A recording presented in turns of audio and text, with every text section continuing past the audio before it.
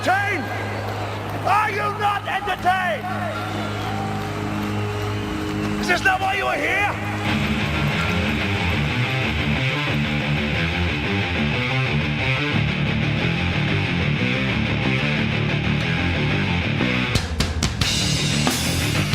I'm back. Back again for another show on Saturday or Sunday. Oh, gosh, what day is it? Missed one show on Wednesday, and now I forget what day it is. Today we're going to talk about marriage material. I have a reason for this. You're going to have to bear with me. And we're going to find out, are any women marriage material? Is it marriage or is it the women? Coming up.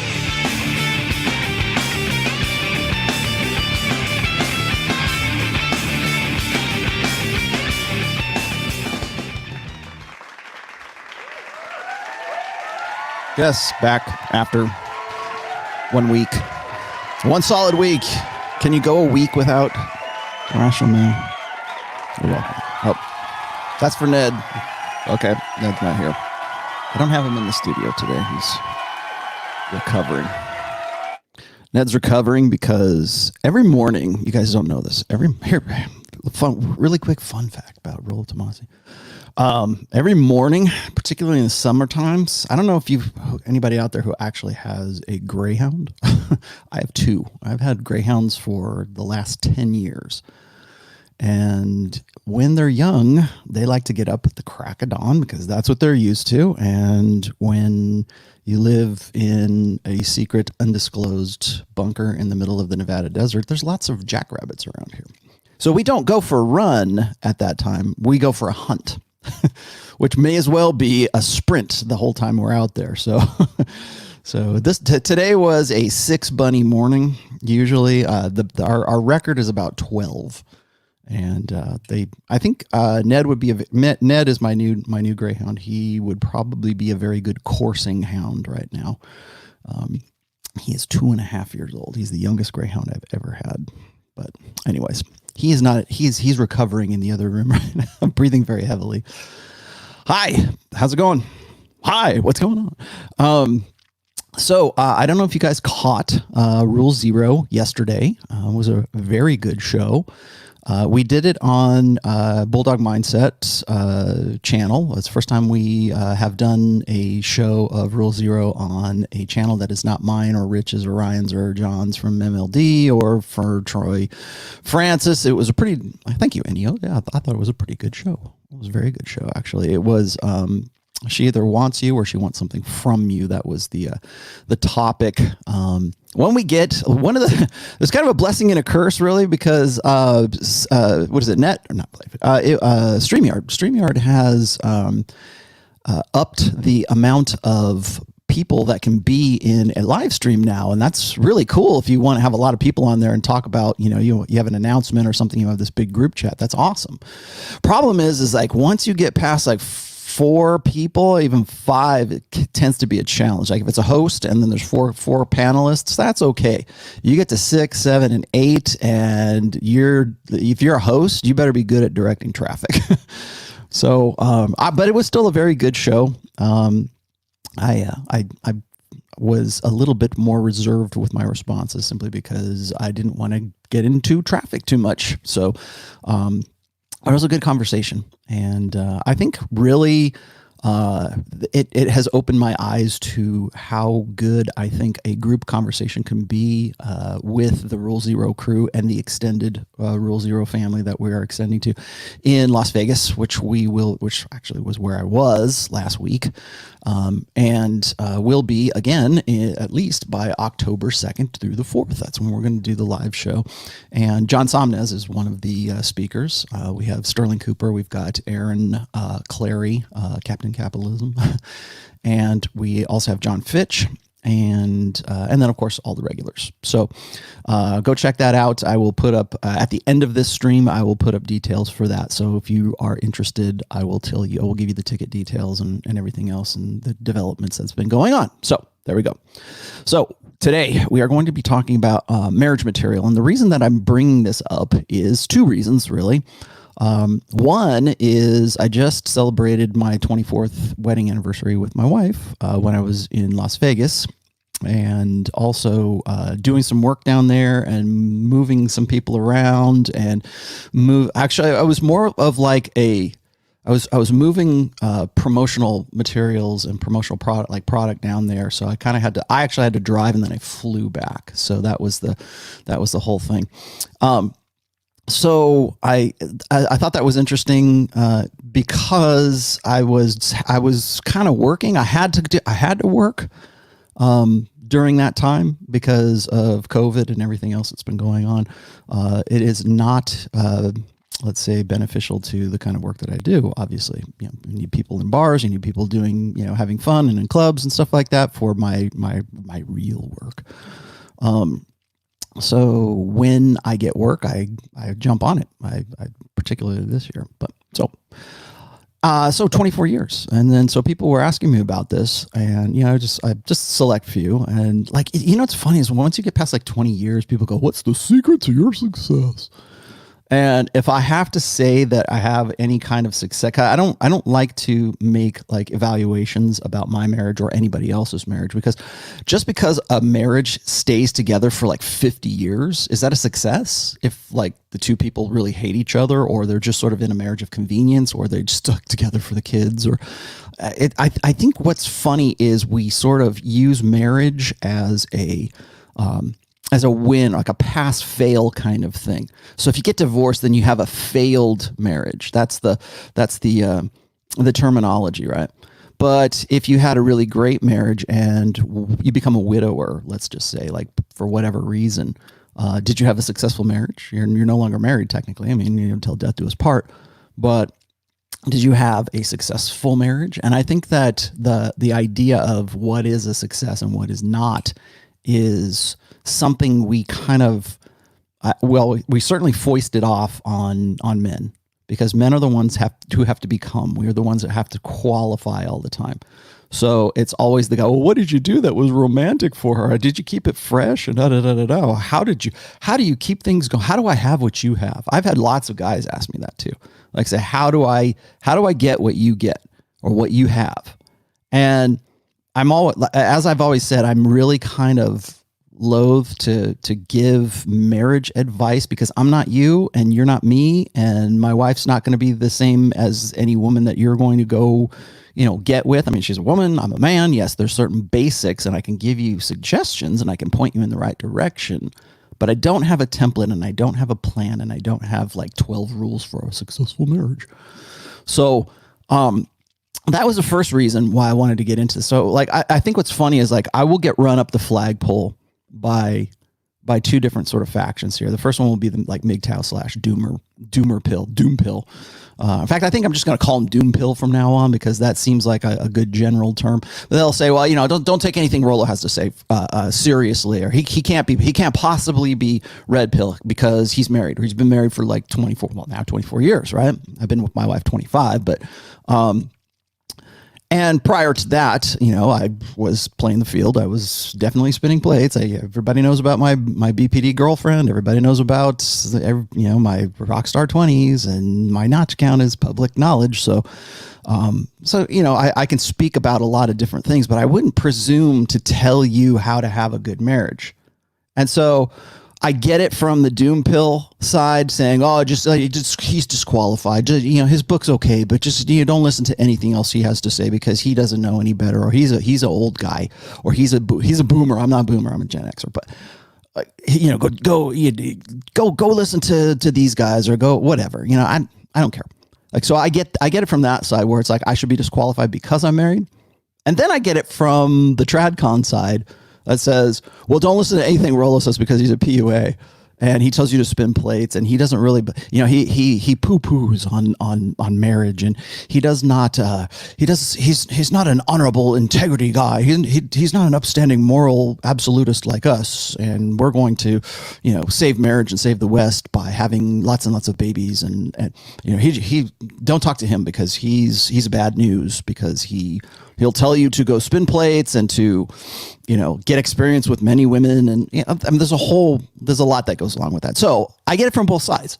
So I'm either like, I have a successful marriage that I've been in for a long time. I would say that most guys, particularly on the TradCon side, would say I have, by their estimate, I have a pretty ideal marriage. On the opposite side, of course, it's like nobody should listen to me because I'm married, right? So only blue pill guys are married. Well, maybe now, but it wasn't always the case. So you got, I get it from both sides, and I understand that, and I try to strike a balance between those two. I don't promote marriage enough for TradCons, and I don't like dissuade people enough, I guess, for whatever reason. Actually, I think I dissuade them quite a bit. I'm very, like, to TradCons, I'm very anti-marriage. To MGTOW, to doom pill guys, I'm too pro marriage, right? I offer the consideration that maybe marriage was a good idea, maybe not the way we do it now, but it used to be a good idea as an institution. It's something that was sort of the monogamous marriage anyways, or the concept of it was something that was something foundational, I think, certainly to Western society. Now, so that's reason number one. So the reason number two is I am picking back through the section about marriage in book 4 right now, and that is the biggest part of book 4. It's about the center of the book. About the midway through is the chapter on marriage, and of course I approach it from a red pill perspective, and I approach it from a perspective of how religion sort of locks us into the idea of socially enforced monogamy and socially enforced, marriage, of course, which used to be a social contract that was something that was enforceable. It was something you did, like, before your friends and God and whatever, in front of a church and everything else. And that was all it was, right? There was later on government got involved into it, but for the majority of humankind, marriage was not something that was like, here's your marriage contract. You didn't even have a marriage contract. I wonder, I probably should look this up. I wonder when marriage contracts were something that were what was legally binding. Like maybe it was the U.S. Census or something like that. I'm not really sure. But there, at some point, it was, okay, here's this piece of paper, and now you are in a legally binding contract with this person. Now you are in a business, right? You're incorporated. So now you, Mr. and Mrs. Tomassi, you are incorporated. And yes, I know the analogy. Thank you very much, because I know that's going to happen. It's the worst business decision. No sane guy would get involved. Yes. Yeah, you're right. I get it. I 100% agree. 100%. Everything you say, don't give it to me in the chat, because I know exactly the argument. I got it. In fact, you want to read about it? I actually break that down pretty well in the marriage section in book 4. So that's something to look forward to, MGTOW. So you think, I don't want to read religion. There's lots of stuff in there for you. So that was the second part. The other part is people have been hitting me up to do a takedown video, Rollo, red meat. No, they really want me to do, I guess, a case study on this PragerU video that came out, and it's Lauren Chen, who is, man, I'm not a big fan of Lauren Chen, but and not because of politics or anything. I just, it's to me, it's a grift. But anyways, so she did this video for PragerU, and I think it came out in February or March. It was just prior to COVID. And I'm going to start with that today, because a lot of the things that she sort of enumerates in this video, it's standard TradCon kind of, pablum, whatever. It's the standard ladies get married. Like, I think what happened, there's actually two. There's a video that came out that PragerU put out, and I forget the guy that I'll put that up as well. But I forget the guy that was the narrator, or the guy who was rambling on. And it was "Be a Man, Get Married." I think that came out in like 2016 or 2017. And yes, I know Turd Flinging Monkey did a video on that, and one that was kind of impactful, at least for me, because it I guess it articulated some things that I would say that, I don't say disagreements, but I would say it articulated sort of the misgivings or the misunderstandings about traditional marriage. And versus like covenant marriage. Now, covenant marriage will be something that I would like say is like before, the way we used to do it, like before God and family and whatever. I don't care whatever your God is, right? You Muslim, whatever, you Christian, whatever, Judaism, whatever. There was a ceremony that went to binding two people together, and then you made vows, you made promises, and all that. And so, when I was writing the chapter on marriage, I had to sort of dig back into like what is marriage? Like why do we do this as human beings? Why aren't we just like pulling? I mean, we've done marriage in a lot of different ways throughout history. So if you look back in like the Old Testament, like Abraham had Sarah and another wife, and I can't remember her name off the top of my head, and then concubines, and because he was a powerful alpha male, that's the way we did it back then. That's the way Muslims can still kind of do it today. I know Abu American has 3 wives. Sorry, Craig. Maybe it's 4 now, but that's an option. It's not like oh, you have to marry 4. You can. You don't have to, but you can.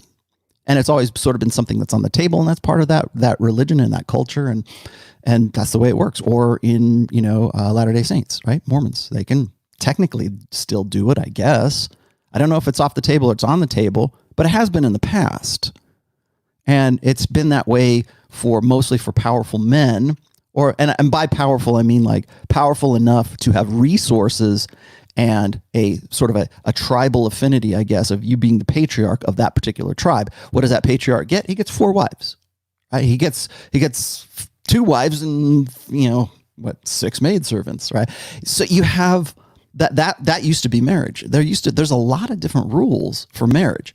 And I think what's funny when I was looking at the Lauren Chen thing here is we're still clinging to this old order ideal of what marriage ought to be. And by old order, I mean the way we used to do things, the old social contract, but it's also the old order way of thinking. And in both the male video, which was Be a Man, Get Married, and then in Lauren Chen's, the one that she put out I want to say it's February or March, hers was titled Dating, Don't Waste Your Time. Now, this was a message. It was almost like the female message that was supposed to, I guess, maybe be a compliment to the one that was given like back in like 2016, 2017, the Be a Man, Get Married one. Now, that's the easy one to pick apart. And it's easy because it is a great illustration of how men today are still expected in an old order perspective, in an old social contract, how we're expected to be responsible. We're still expected to be responsible for a woman, for a wife, for your family, for your children, to carry a job. And that's supposed to in some way make you feel better about your life, and you're basically this indentured servant, but you're a happy indentured servant. You're a happy, I don't want to say slave, but certainly an indentured servant. You have obligations that keep you going. Can you walk away? Yeah, you can walk away. That's why I'm not going to say you're not technically a slave. Can you walk away from it? Yes, but can you walk away from the responsibilities? No. So when I was watching that, the natural, conclusion I get is, it's the classic, I'll say paradox. I'll just say paradox between responsibility and authority. And that's the one part that I think that particularly PragerU and people like Suzanne Vanker and traditional conservatives who still have this kind of moralistic sense of duty, like this is why you have to get married. This is what you have to do. And there was never a video put out. That was for men. Like, well, it's men. It's your responsibility. You have to do this. It's the reason why women are the way they are is because you're not living up. You're not doing what's expected of you. And of course, particularly from a red pill perspective, you kind of look at that and you go, well, that's all. Yeah, the juice ain't worth the squeeze. I get it, right? That's all responsibility and 0% authority, particularly now, because marriage in the old order used to be based on a commensurate respect and a commensurate status shift, and that shift was due to you in some way going from becoming being a young man into being a man, a real man, because you have responsibilities and you have a job and you have to, You can provide for a family on one income back in, the 50s or 60s or whatever. And so there's still this kind of like old order ideal, like, oh, if we could just get back to that, things would get back to normal. No. So when I saw that one, of course, it's, responsibility versus authority. When Lauren Chen does it, it's almost like, ladies, here's what's happening. And I'll actually, I think I'll just pick through this and give you guys a chance to sort of see what I'm talking about. I also kind of, if I have time for it, I'm going to also dig into a quick hit video by Jordan Peterson where he talks about marriage as well.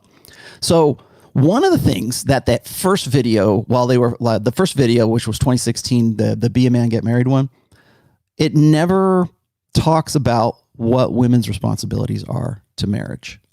Because women having any responsibility is a very difficult topic in that kind of sphere. Let's just say that ideological sphere. Like, women have a duty, women have an obligation to guys, women have some sort of have anything that would be in any way conflicting with the feminist ideal, which is never do anything for the express pleasure of a man. So men are just lucky that women allow them to be on planet Earth and breathe the same air as them. So anything that you might say, God forbid a man is the one that actually says this. Now, it has to be Lauren Chen. It has to be a female that says, okay, ladies, come on, gather around here, ladies. This is what we need to do. You guys, when you're dating, you need to date with marriage in mind. Like, it's not save your virginity for your husband, which is what I would expect from that idea. But that's a kind of a bridge too far, right? It's okay. Well, you can still date and you can hook up and you can have your fun, but where does that really lead? And is it a bad message? Not necessarily, but it's still based in old order thinking. It's still ignoring the realities of the new order, of where we're at today, of everything that's happened sort of since, like, say 2000 or maybe like 2005, let's say. It ignores everything from the last 15 to 20 years of dynamic social change that we've gone through, and global social change that we've gone through and are continuing to go through and will continue to go through into the future. That's why, like, when people will ask me, and I was asked to explain this, so I'm going to explain it right now, because guys will say, like, well, don't you think that the pendulum will swing backwards? Don't you think that don't you think men will finally push back and we'll get back to the way things were, like complementary, and I don't mean complementary in like evangelical Christian terms. I mean like complements to one, like the old way of doing things. Is it possible that we can get back to marriage where women understand their gender role and men understand their gender role? Can we ever get back to that? Or it's like a swinging back and forth, right? Like, now we're progressives. Oh, now we're going to go back to being, whatever, classical, traditional whatevers. And then it'll swing back the other way and it'll come back. There's no pendulum. And that's what I said, is that there's no pendulum. There's only forward. There's not, we're going to go back. The joke is that tradcons don't want the red pill.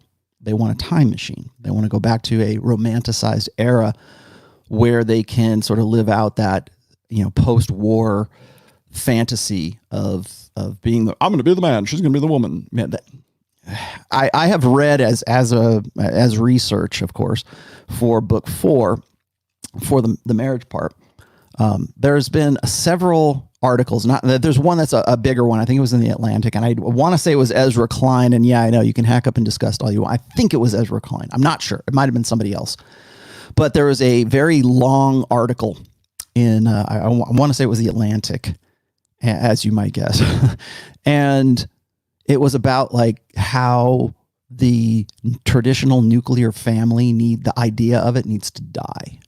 Like it's unhealthy for us to think of that as the goal state for, humans, right? Whether in Western societies, let's just say, where it's like one man, one woman, 2 kids, a dog in the yard, and a white picket fence.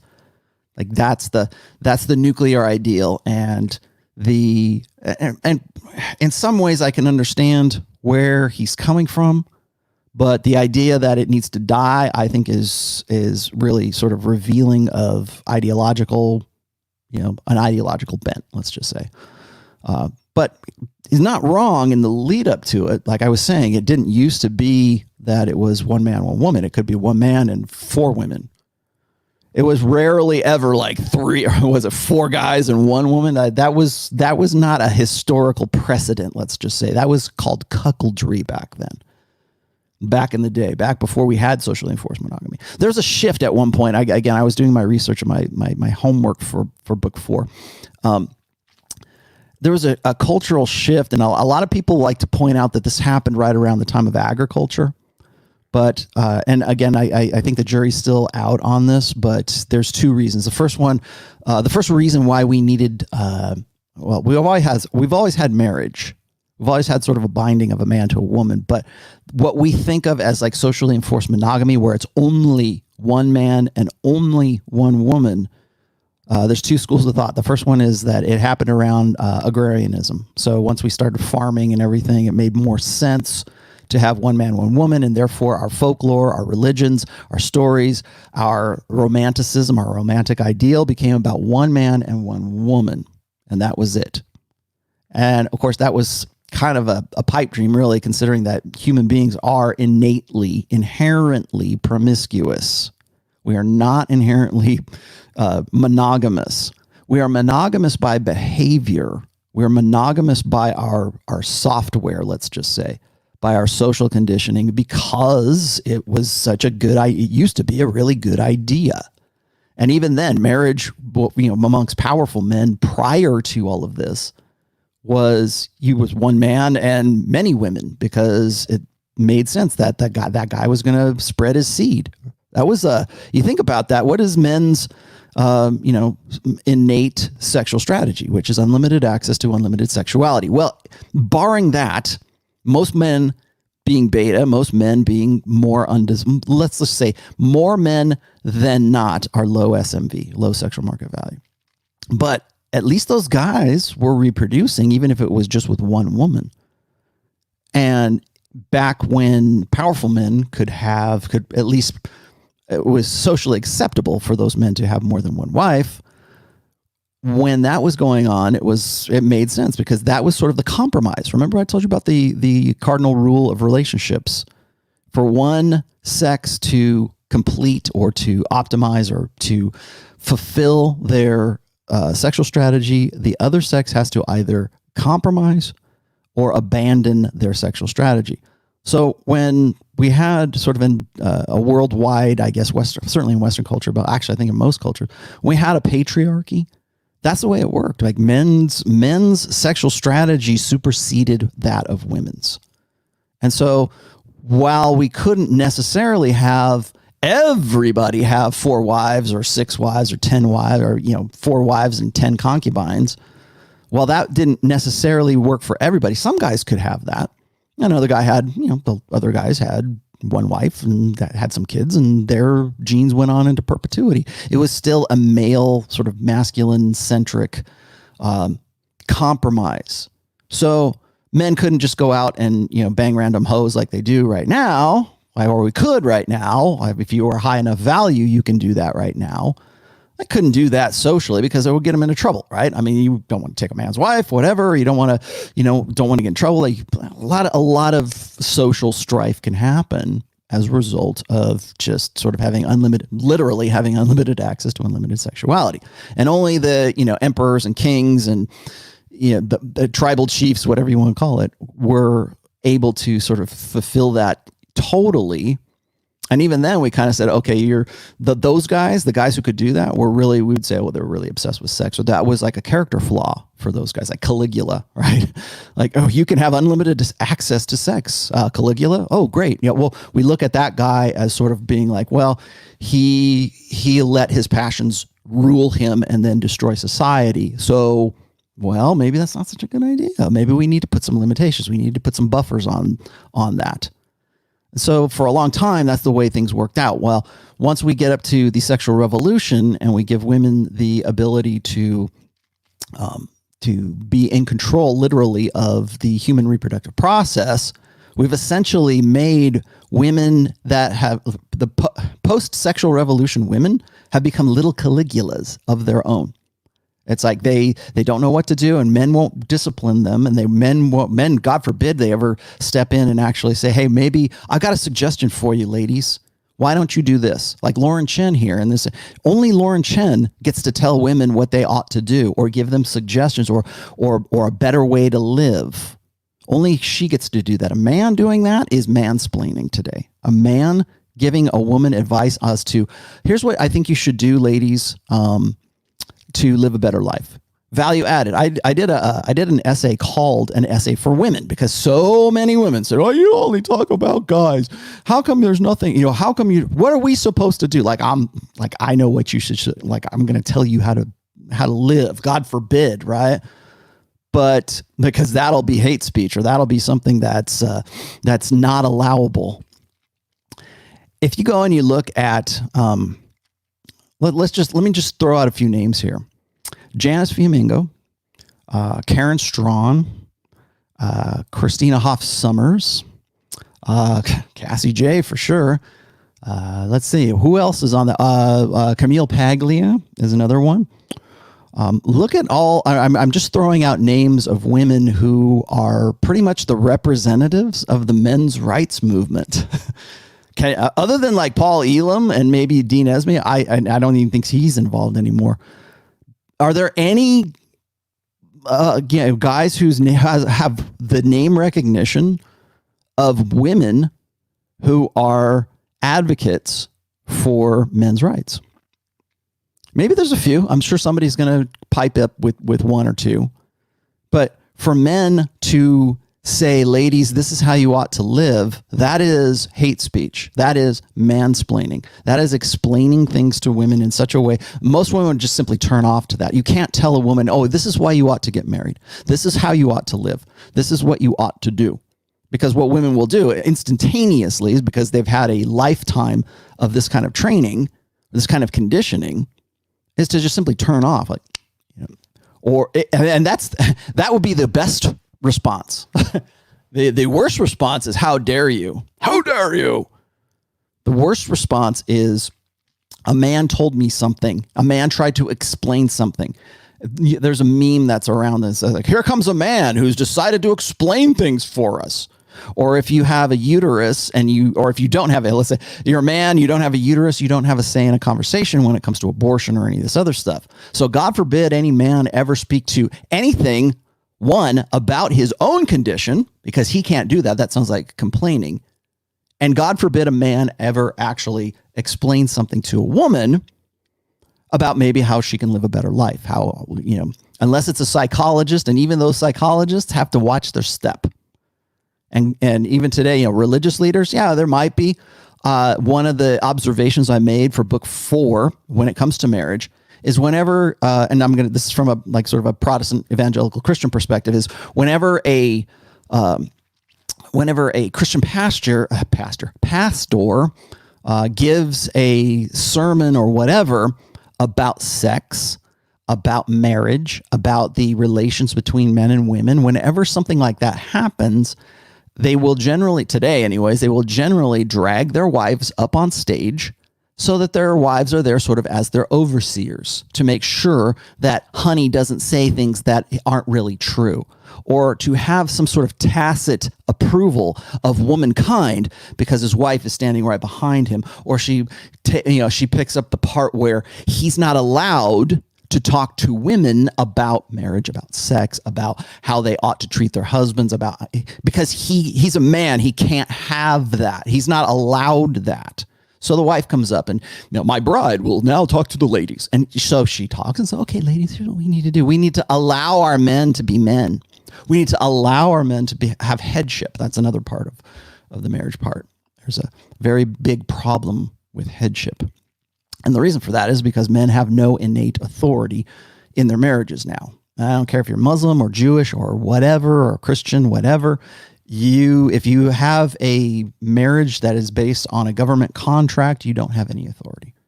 And women know that. It's called, Dalrock wrote about this. Again, this one more thing. I can't give the book away today. in the book, I actually quote this very famous essay he wrote, essay that he wrote called Threat Point. And that's what that is that's the threat point. Is it doesn't matter how religious you are. It doesn't matter how dedicated you are to your moral convictions, ladies. At the end of the day, you're the one that has the authority because you can decide to detonate that marriage, and he's the one that is going to be the worse off for it. And I know that there's a lot of articles that want to say, well, women are worse off after marriage or worse off after divorce. If that were the case, then way fewer than 70% of women would be initiating divorces. Either that or they just simply don't know, or they're uneducated and they don't get it. So when I'm looking at Lauren Chen's thing about don't waste your time, and by that she means don't waste your time dating when you should be considering marriage as your primary goal. Again, like I said, that's not necessarily a bad thing, but the problem is what makes it a bad thing is it's coming from a false set of premises. It's coming from an old order way of thinking. If there were no threat point, and the threat point being the government involvement in marriage, and I know a lot of guys like think that their marriage is like sort of bulletproof. Like I'm 24 years. I've been with my wife for 24 years, and I still to this day, like guys will ask me, will say, well, don't you know that she could just take you to the cleaners anytime she wants? Yeah, I do. Actually, that's one main reason I tell guys to, if you are dead set on getting married, consider put that into your thinking process or your decision-making process. Yes, I do know that. I know that 24 years later. Thank you very much. I got it. Okay. It's not because I'm not staying with my wife because it's cheaper to, what's funny is like guys who would say like, oh, Rollo, he's blue pill. He's married. Da, da, da, da. Like they would be happy. They'd be happier if I divorced my wife right now. They would be like, well, why don't we can't take anything you say seriously until you divorce your wife. You Jackie Chan, right? So when I'm looking at, sorry about those asides. When I'm looking at the Lauren Chen thing, it's coming from a premise of an old order way of thinking. There's still this idea that they don't want to let go of that old order. They don't want to say, well, this is how things are done now, or this is the reality of a situation. Why is it that, was it back in, I think it was 2019, maybe it's 2019, maybe it's 2020. I just was reading a article for the book, about divorce rates. And we are at, I think it was back in, maybe it was May, maybe it was April. I want to say it was this year. But the marriage rate in the United States is at an all-time low right now, at the lowest point since they started keeping records for it. Now, of course, everybody like MGTOWs want to say, "Oh, well, it's us," or they want to wave the MGTOW flag. People say, "Well, it's because guys are going their own way." Well, they are, but they've probably never heard of MGTOW. They're just doing it because it's the most pragmatic thing to do, or maybe they just simply see it as they see marriage as all risk. Women are required for marriage too. And women are also deciding not to get married, as we'll see here in a moment. But, it's not just one guy. Right? When you look and you see that the richest woman in the world, well, it's the fifth richest woman in the world, was made that way because of divorce. Why wouldn't, well, it seems like even if my love and my romance and everything doesn't work out, hey, at least I'll be financially better off, technically. And women hate it when I talk about marriage because it makes them sound like, oh, they're just these money grubbing opportunists or whatever. Well, I mean, women's concept of love is based on opportunism. And I mean that in the best possible way, but it's based on opportunism. Women don't allow themselves to get emotionally involved with the guy unless that guy checks off enough of the boxes of her priority list for optimizing hypergamy. You don't get to that point. You don't fall in love with a guy just poof. I just fell in love with him. No. There is a set of circumstances. There's a set of qualifiers, prerequisites that have to in some way be marked off. And sometimes might just be one, but there's at least one. And Royce used to say there's 436 because there's a 436 bullet point checklist. Let me get to some of these supers real quick here. One of the somebody gave me a sticker. Thanks NEO for that $10. I think I already put you up there. Tiger the Brave once again. Hi Rollo, we have to deal with open hypergamy. Even if you don't get your turn, it's her turn. Body choice, right? Blah blah blah. Since beta needs are taken care of, what do men as biological fathers with? Since beta needs are taken care of, what do men do as biological fathers with independent moms? Well, how did you become the biological dad? That's the real question. Is it because you were in a marriage, or was it because you got in a marriage, then you got divorced? It's a lot. Remember, 43% of births in the United States anyways are out of wedlock births. And that is actually, that was the US stats. I actually looked at this up for the book. I think overall it's higher than that. Like the US is like about middle of the road for other, and this is for developed countries, even undeveloped countries. The underdeveloped countries, the out of wedlock birth rate is even higher than that. I think it was something like 54% worldwide. Maybe I'm wrong. See, that's the thing is like, so you are, what are you going to do about it? I don't know. Well, that's why we're having this discussion right now. Tiger the Brave. That's why we're talking about this. So what do we do? What do we do? Tell us what to do. Be a good father, be the best father you can at some point. And, I don't mean to fill you with agitprop or red meat right now, but at some point there's going to have to be a pushback. There's going to have to be, men are going to have to, like guys were telling me, like I've had the conversation about respect versus authority for a very long time, since at least 2015, 2014. And guys will say, well, how do we get the authority back? Well, you don't get it, but you're not going to vote yourself authority. You have to take it. You're going to have to take authority back at some point. Either it's going to happen because a meteorite hit the world or social unrest, created a new social dynamic. We can wait for the decline. We can wait for the decline, right? We can wait till everything explodes in our face, and then and what's funny is like when guys tell me like, well, I'm just enjoying the decline. I'm just going to sit poolside while the world burns. Okay. Well, what are you going to do after it's all burned down? You know what we'll do? We'll go right back to where we are right now, because that's all we know. That's why we need to teach the next generation. That's why I'm doing what I'm doing. I've been doing what I've been doing for a long time, is to educate. We have to educate. You have to get away from this stupid red meat crap. You have to get away from that. And I know that this, like my thumbnail seems that way, but again, it's sizzle and steak. We have to get away from that. We have to educate the next generation. We have to teach the next generation of boys the real dynamics of the new order. We have to teach that. And I know that sounds ominous, but I mean that in the sense that we have information now that we didn't. I certainly didn't when I was, in my late teens, early 20s. We have to teach them based on that and understanding women's nature that we know now. We know men and women are different. We know, but biologically they are. We know psychologically men and women are different.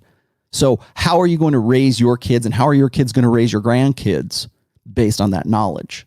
You want a place to start? That's where you start. You start with teaching that next generation about the nature of men and women.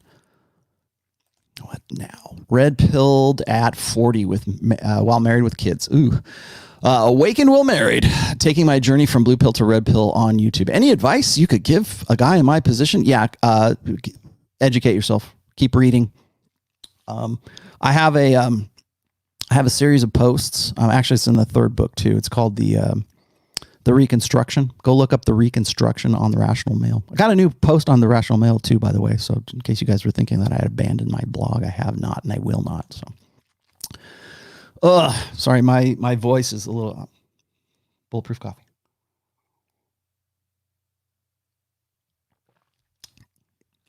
All righty, you're on my live stream, so I will have a cup of coffee when I want to.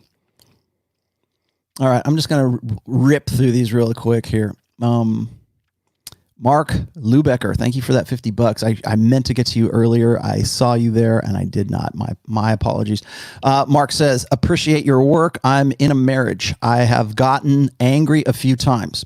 It's never gotten physical, but she feels unsafe. I'm not unsafe, but all our counselors take her side. Of course they do. I can't find anything, good help anywhere. Have you heard of this kind of thing? What? So you're going to counseling? You're going to marriage counseling right now, I would presume. I'm going to quote the unimitable Tom Likas. Tom Likas used to say that marriage counseling is last stop before toll. So most marriage counseling today is not constructive. It exists because it exists to prove a woman's point in court usually. The best person to ask about this would probably be Rich Cooper, because Rich Cooper has a huge body of work with respect to divorce and what to expect when you're getting divorced, or what to expect when you are in he has literally has a show, which I think is on tomorrow, called Before the Train Wreck. That train wreck being like whatever you're headed for right now. If she establishes this idea and you're putting feels unsafe in quotes, according to your super chat right there. Yeah. The reason for that is because that's what women are supposed to say. So that's a buildup right there. That's a buildup. What she's doing is what's called tilling the fields, making it seem like there's a precedent. I feel unsafe. That's all it takes. That's the Duluth model. In fact, that's what the Duluth model of feminism tells women to say.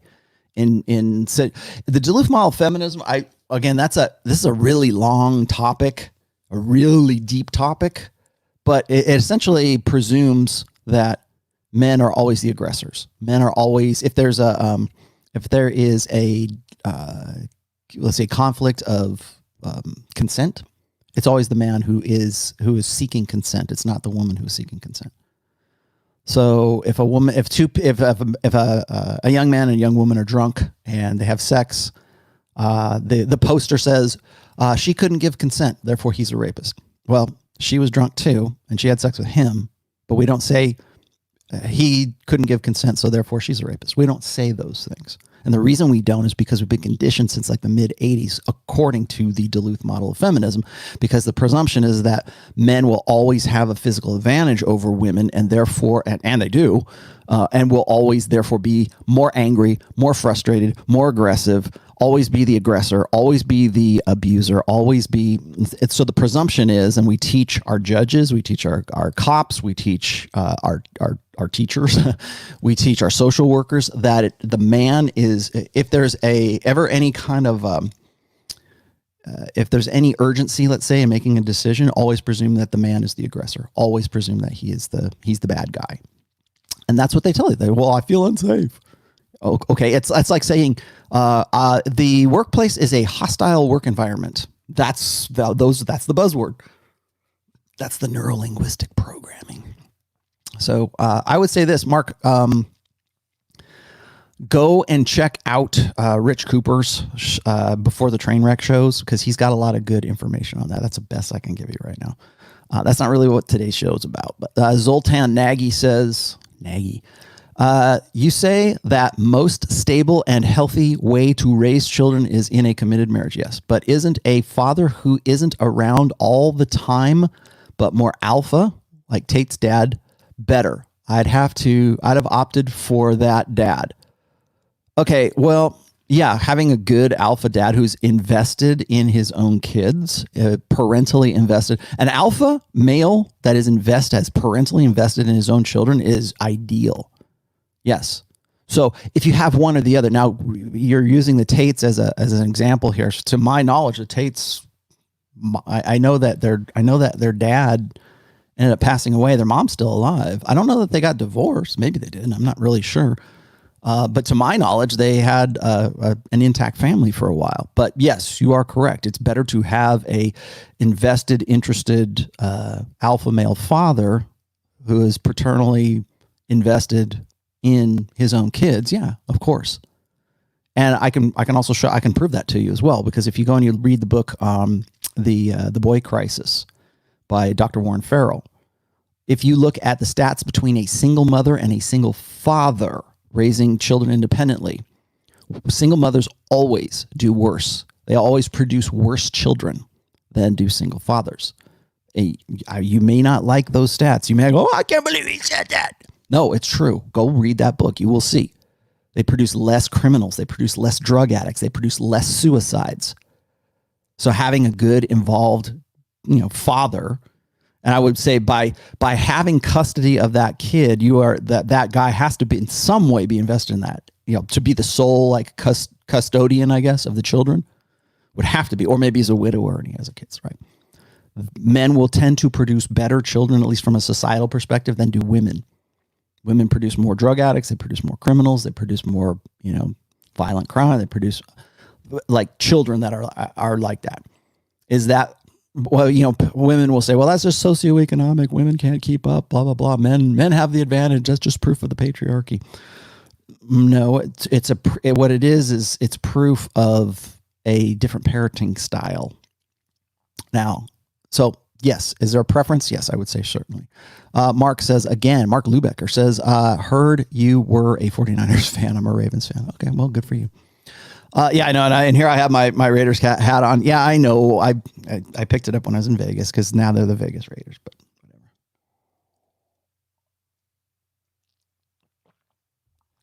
Football ain't going to be what it used to be. I'll tell you that right now. Sydney, I got to catch up here. Let me catch up. Sydney says, Rollo, I'm 100% on the same page as you. Pragmatism over absolutism. Yes. I think that's really the way to go in a lot of different things in your life. And it's funny, Sydney, is that I see more and more people lean towards absolutism. It's always binary absolutes because if it's not on, it's off. If you're not for me, you're against me. And maybe it's just this, maybe it's a generational thing right now, but it's like you say one wrong thing and people will go straight to binary extremes. You must be the devil. Anyone who was against me is literally Hitler.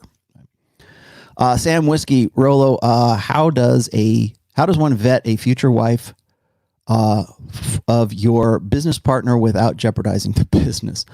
So you're talking about like vetting your business partner's wife so that you don't ruin your business. First thing you do is you make it an LLC. If you're in the United States anyway. So limit your liability and all of that. I would say that you would also have to, you're not going to change their behavior. You're not going to change that guy's mind. I think it's really more about the guy, your business partner, than it is the woman. Watch what that guy's, if you're in business with a guy who's sort of a beta male dude, you be very wary of that and protect yourself. Take legal protections of yourself because of that. John Alba says, in book 4, do you address Bible verses that outline the hierarchy in marriage? Yes, I do. Gynocentric egalitarian misrepresentation seems commonplace in church. John Alba, you win the prize. You win the Rational Male prize of the day. That is a no prize because I don't have any merch just yet. That's exactly where I'm going to go with Lauren Chen here in just a moment, as soon as I get to a few more of these. Hold that thought, John. We're going to come back to your input there. YOLO says, hi, would you please explain what do you mean by men's authority in marriage? Yes, we're going to get to that today too. Thank you very much for your contribution. Digi Nomad says, comply or buy can't work in marriage. What's your play? Well, it can. It just depends on what that person has to lose. So you want to know here. This is something I was going to get to, but I'll get to it right now. Did you know, man? So yeah, you're right. If you say, well, screw you, bitch, I'm out. Well, she wins. You snatch your keys from her, and that's technically abuse, right? You raise your voice. You tell her, no, you can't have the credit card. No, I don't want to buy that. No, we're not going to do that. You tell a woman no, that's technically, and if you do anything, literally anything that is against a woman's plans or assume headship in any way in your marriage, I'll guarantee you that there is some way a woman can construe that either legally or in front of a police officer or socially, like go online and construe that as in some way abuse. So yeah, you're kind of screwed as a guy. Yeah, I get it.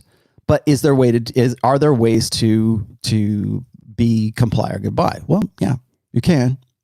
You can. I think it kind of depends on what you want that person. You want your wife in this case. What you want her to do to comply.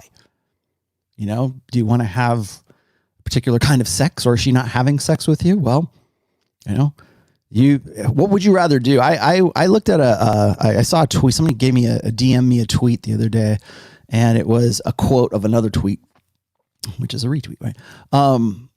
And the guy was talking about how he is finally going to divorce his wife, or he's finally going to get out of this marriage because he woke up in the morning and he tried to initiate sex with his wife and she turned him down again. And then goes on to explain that he has been in literally a sexless marriage for 4 years. So you see those, and you see enough of those. You don't see, what's funny is you don't see guys going, man, I had great sex with my wife this morning. You don't see those tweets. You only see, oh man, I'm in a horrible relationship. How do I get out? I'm in a sexless relationship. How do I get out? You don't see tweets about, man, my wife she was smoking. It was great last night. I had sex with my wife this week, man. It's awesome. Even I don't do that. Like I talk about sex all the time. You know, Rollo Tomassi. Oh, Mrs. Tomassi was on fire last night. It was awesome.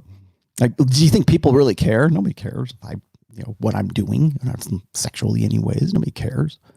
They might care what John from MLD is doing. They might care what Troy or whoever, or certainly Myron, but they don't care about what a married guy is doing. They don't care about that, but they do care about quality of marriage. They base their understanding of a quality of marriage, and I mean that not in pass fail, but the quality of that particular marriage based on what the bad news, based on the deficits that guy is going through or that woman is going through. Because women will say the same thing. Well, I don't want to have sex with him. Why? Well, he's a fat piece of crap, and I don't want to have sex with that guy. I'm fantasizing about Jason Momoa as we're having sex, right?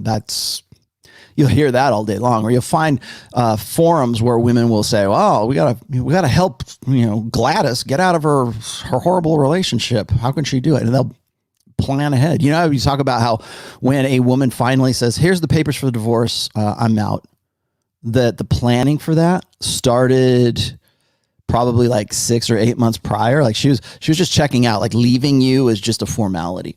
Well, guess what? In the new order, in online and all of our data and everything else, she has lots and lots of help, like doing that planning.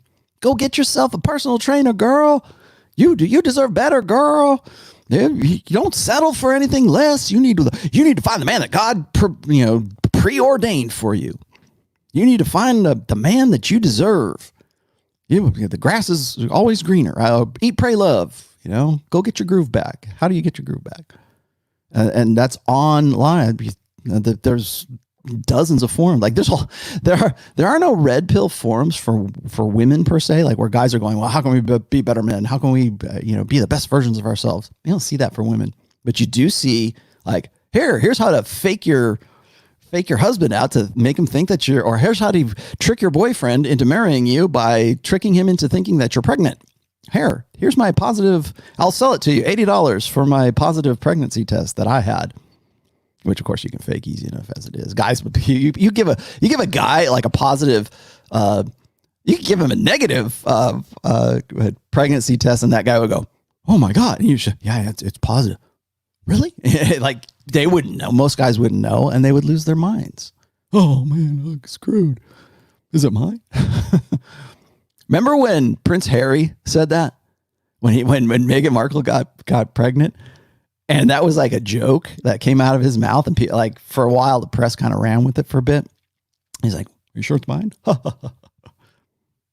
That's a beta nervous laugh. So what's my plan? Well, I'll tell you this is, and this is sort of Tomassi marriage advice. That I will say this is one of the things that frustrates both sort of the MGTOW doomers and the TradCon boomers about my marriage is that I always say, and I always will say, that I attribute, I would say 90% of its success to my being red pill aware, for my understanding women's nature, for my understanding intersexual dynamics as well as I do. And also one of the reasons why my daughter is who she is also because of that.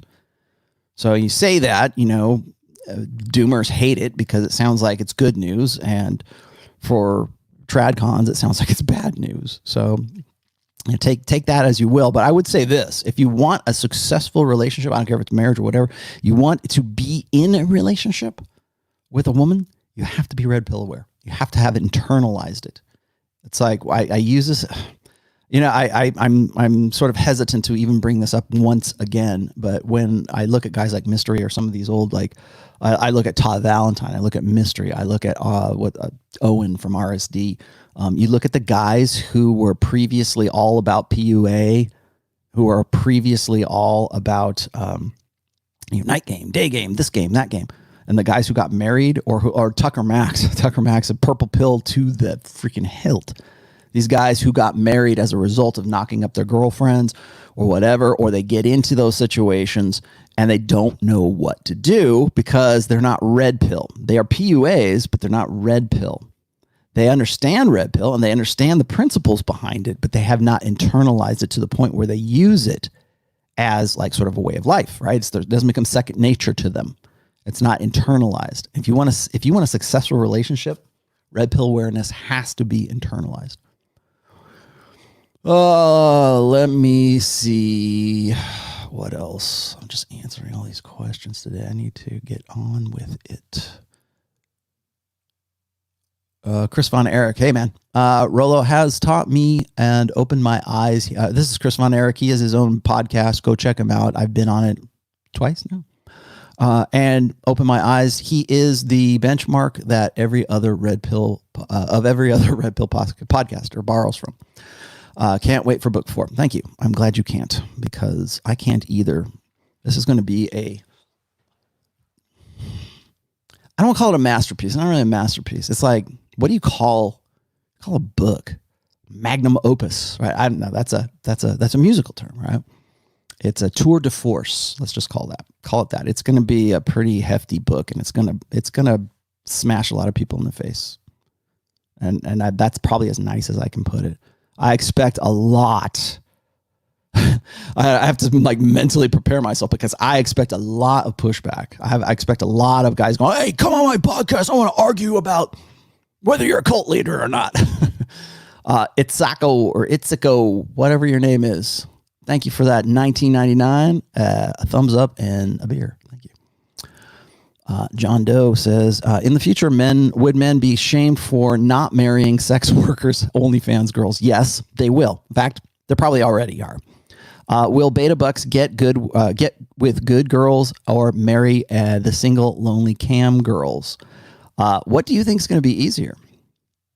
Probably the single lonely cam girls, and they'll have the air of sexual availability. And even if John Doe, let me tell you something here. That's a good question, because I've seen this happen with enough regularity that it was impressed upon me. I have to highlight this, but I see there's almost an archetypal story now where you have this ex porn star, and I mean that like a girl who was into porn for like 4 or 5 years, maybe 7 years or whatever, and she usually hits her epiphany phase. Like I think when I was interviewing Sterling Cooper, X-rated male star, he was telling me, like after a certain age, women kind of age out of the business, and then they can come back as sort of like a MILF if they want to, and then sort of shoot that niche of porn if they want to. But there's like sort of this area between like say 26, 27 and maybe 30 when she can become, if she's still good looking enough, can become a MILF or whatever. So what does that coincide with? The epiphany phase.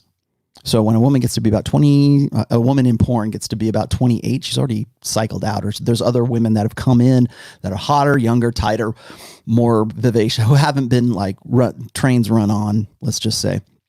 So when that happens, they go through the epiphany phase. Well, the more religious ones, as I've illustrated in the past, tend to get right with God And those are the ones who end up marrying youth pastors who are eager to get with them, eager to forgive past indiscretions, because that's what Christianity is all about, right? Forgiveness, kindness, acceptance, tolerance, all these things that maybe they're not, but that's the way we think about it. We were supposed to think about it, and particularly guys. There are single mother ministries right now where we're like, men in the church are supposed to say, well, I'm supposed to be forgiving. I need to have the forgiveness of Christ. And so therefore I have to sort of look the other way. I know she has a baby mama. I know she was in porn. I know she was a cam girl. I know she has this history that I'm not supposed to think about, right? That I naturally do, because that's the way men evolve, because we're interested in our, assuring our own paternity. But I'm supposed to put that on hold. I'm supposed to put that over here because I need to be more magnanimous and more forgiving, because that's what my religion is based upon. It's not based upon like understanding why she did what she did or who she is as a result of what she did. It's to say, okay, we want to wipe the slate clean and you're going to start a new life. I don't care that you did porn for 7 years. I love you the way that Christ loves the church. And so I've seen, I know people are thinking of this one instance. There's actually more than one instance of porn stars who have, got right. And maybe like guys will say, well, don't you think that they can actually have an honest, genuine conversion? Yeah. I'm 100% sure they do. As a matter of fact, I think probably more often than not. I'm not saying that they have like some nefarious, malicious intent. I'm just saying that it's convenient that it happens right at that time. And guys are right there, Johnny on the spot, because she represents like, oh, she knows some tricks, right? Was it 68, almost 70% of Christian men are addicted to pornography. They admit that's a statistical thing that's been consistent for a long time, like for at least since 2017. So for the last 3 years, at least 68% of Christian men have been addicted to pornography, or they admit to being it. And so, yeah, well, she was in porn. Yeah. Oh, she's Christian now. Okay, cool. Yeah, I'll marry you. Come on, baby. It's not that, I'm not doubting the genuineness of the conviction. I'm doubting the convenience of the conviction. Let's see. Cherith says, are you considering Hindu really? Oh, yes, absolutely. Did you know? I didn't know this. Fun fact. I know. I did not know this, but the largest religious group in the world right now, of course, is Christianity. And the next just behind it is Muslim. But you know what the third largest is? It's not Judaism. Judaism is very small. I'm like 0.2% of the world's religion is Judaism.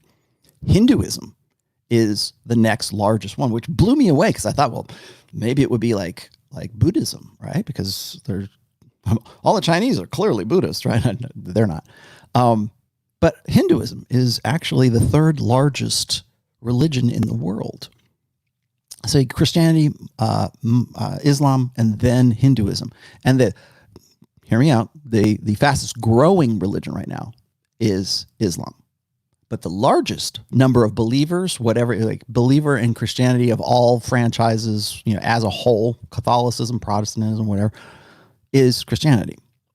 Hinduism is third, which kind of was interesting to me because I thought it would be something else. I thought it might, but that's how it is. So there you go. Yeah, I am considering Hinduism. Absolutely. Particularly Krishna, because there is a resurgence in Western women right now, a re-interest, I guess, in Hare Krishna. Drape Toman, if you think your wife is getting ready to jettison you, and if she especially starts alluding to feeling unsafe, start recording everything. Well, thank you for the warning. Still won't make any difference. Rollo, are you familiar with the Norway mouse experiment? No, but now my curiosity is piqued. So there arose an anomaly coined the beautiful ones. Yeah. I think I have heard that one before. The beautiful ones terminology. I didn't know it was related to that, though. Let's see. What else do I have? Oh, Jake. Here you are, Jake. Let's see. Just to let you know, my red pill novel, High Level, Low Life, is almost finished. Good. How do I get in touch? Well, that's real easy. All you have to do is go look in the description of this video and you will find all of my contact information. Thank you for asking, so everybody can know now. All right, let's move on. I want to get to, and we're at the top, about the top of the arrow now. So I want to get to this one. If I don't get to at least this one, I will be upset. So this was the whole thing. This is the Lauren Chen thing. I'm going to sort of pick my way through this a little bit here. So let's put that up. Can you see this? Yes, you can. Okay, I'm gonna show you the whole thing. And there we go. Married. Whoa, am I moving too fast for you? Making you uncomfortable? Dating, you say, is just, well, dating. You know, hookups, casual flings, having fun. Yeah? Who said so? Don't get me wrong, I'm all for fun, but... She's all for fun. So casual flings and all that other great stuff is just all, we're all good for that. Okay. Oh, actually, that's better. Okay. But I'm interested in something deeper here, like happiness. I'm certainly not saying that marriage should be the first topic of conversation. At least wait until the pizza is served. Just kidding. So we're starting from out of the gate here. Okay. We're trying to quantify what is happiness and what is not happiness. So this is kind of it's an appeal to subjectivism, if that's a word, subjectivity, I guess. So what makes you happy and what does not make you happy? Do hookups make you happy? I could for a time, maybe. I mean, people mature and they change and they move on to other things as well. But yeah, hooking up can make you happy. We were talking about like sex being meaningless or meaningful.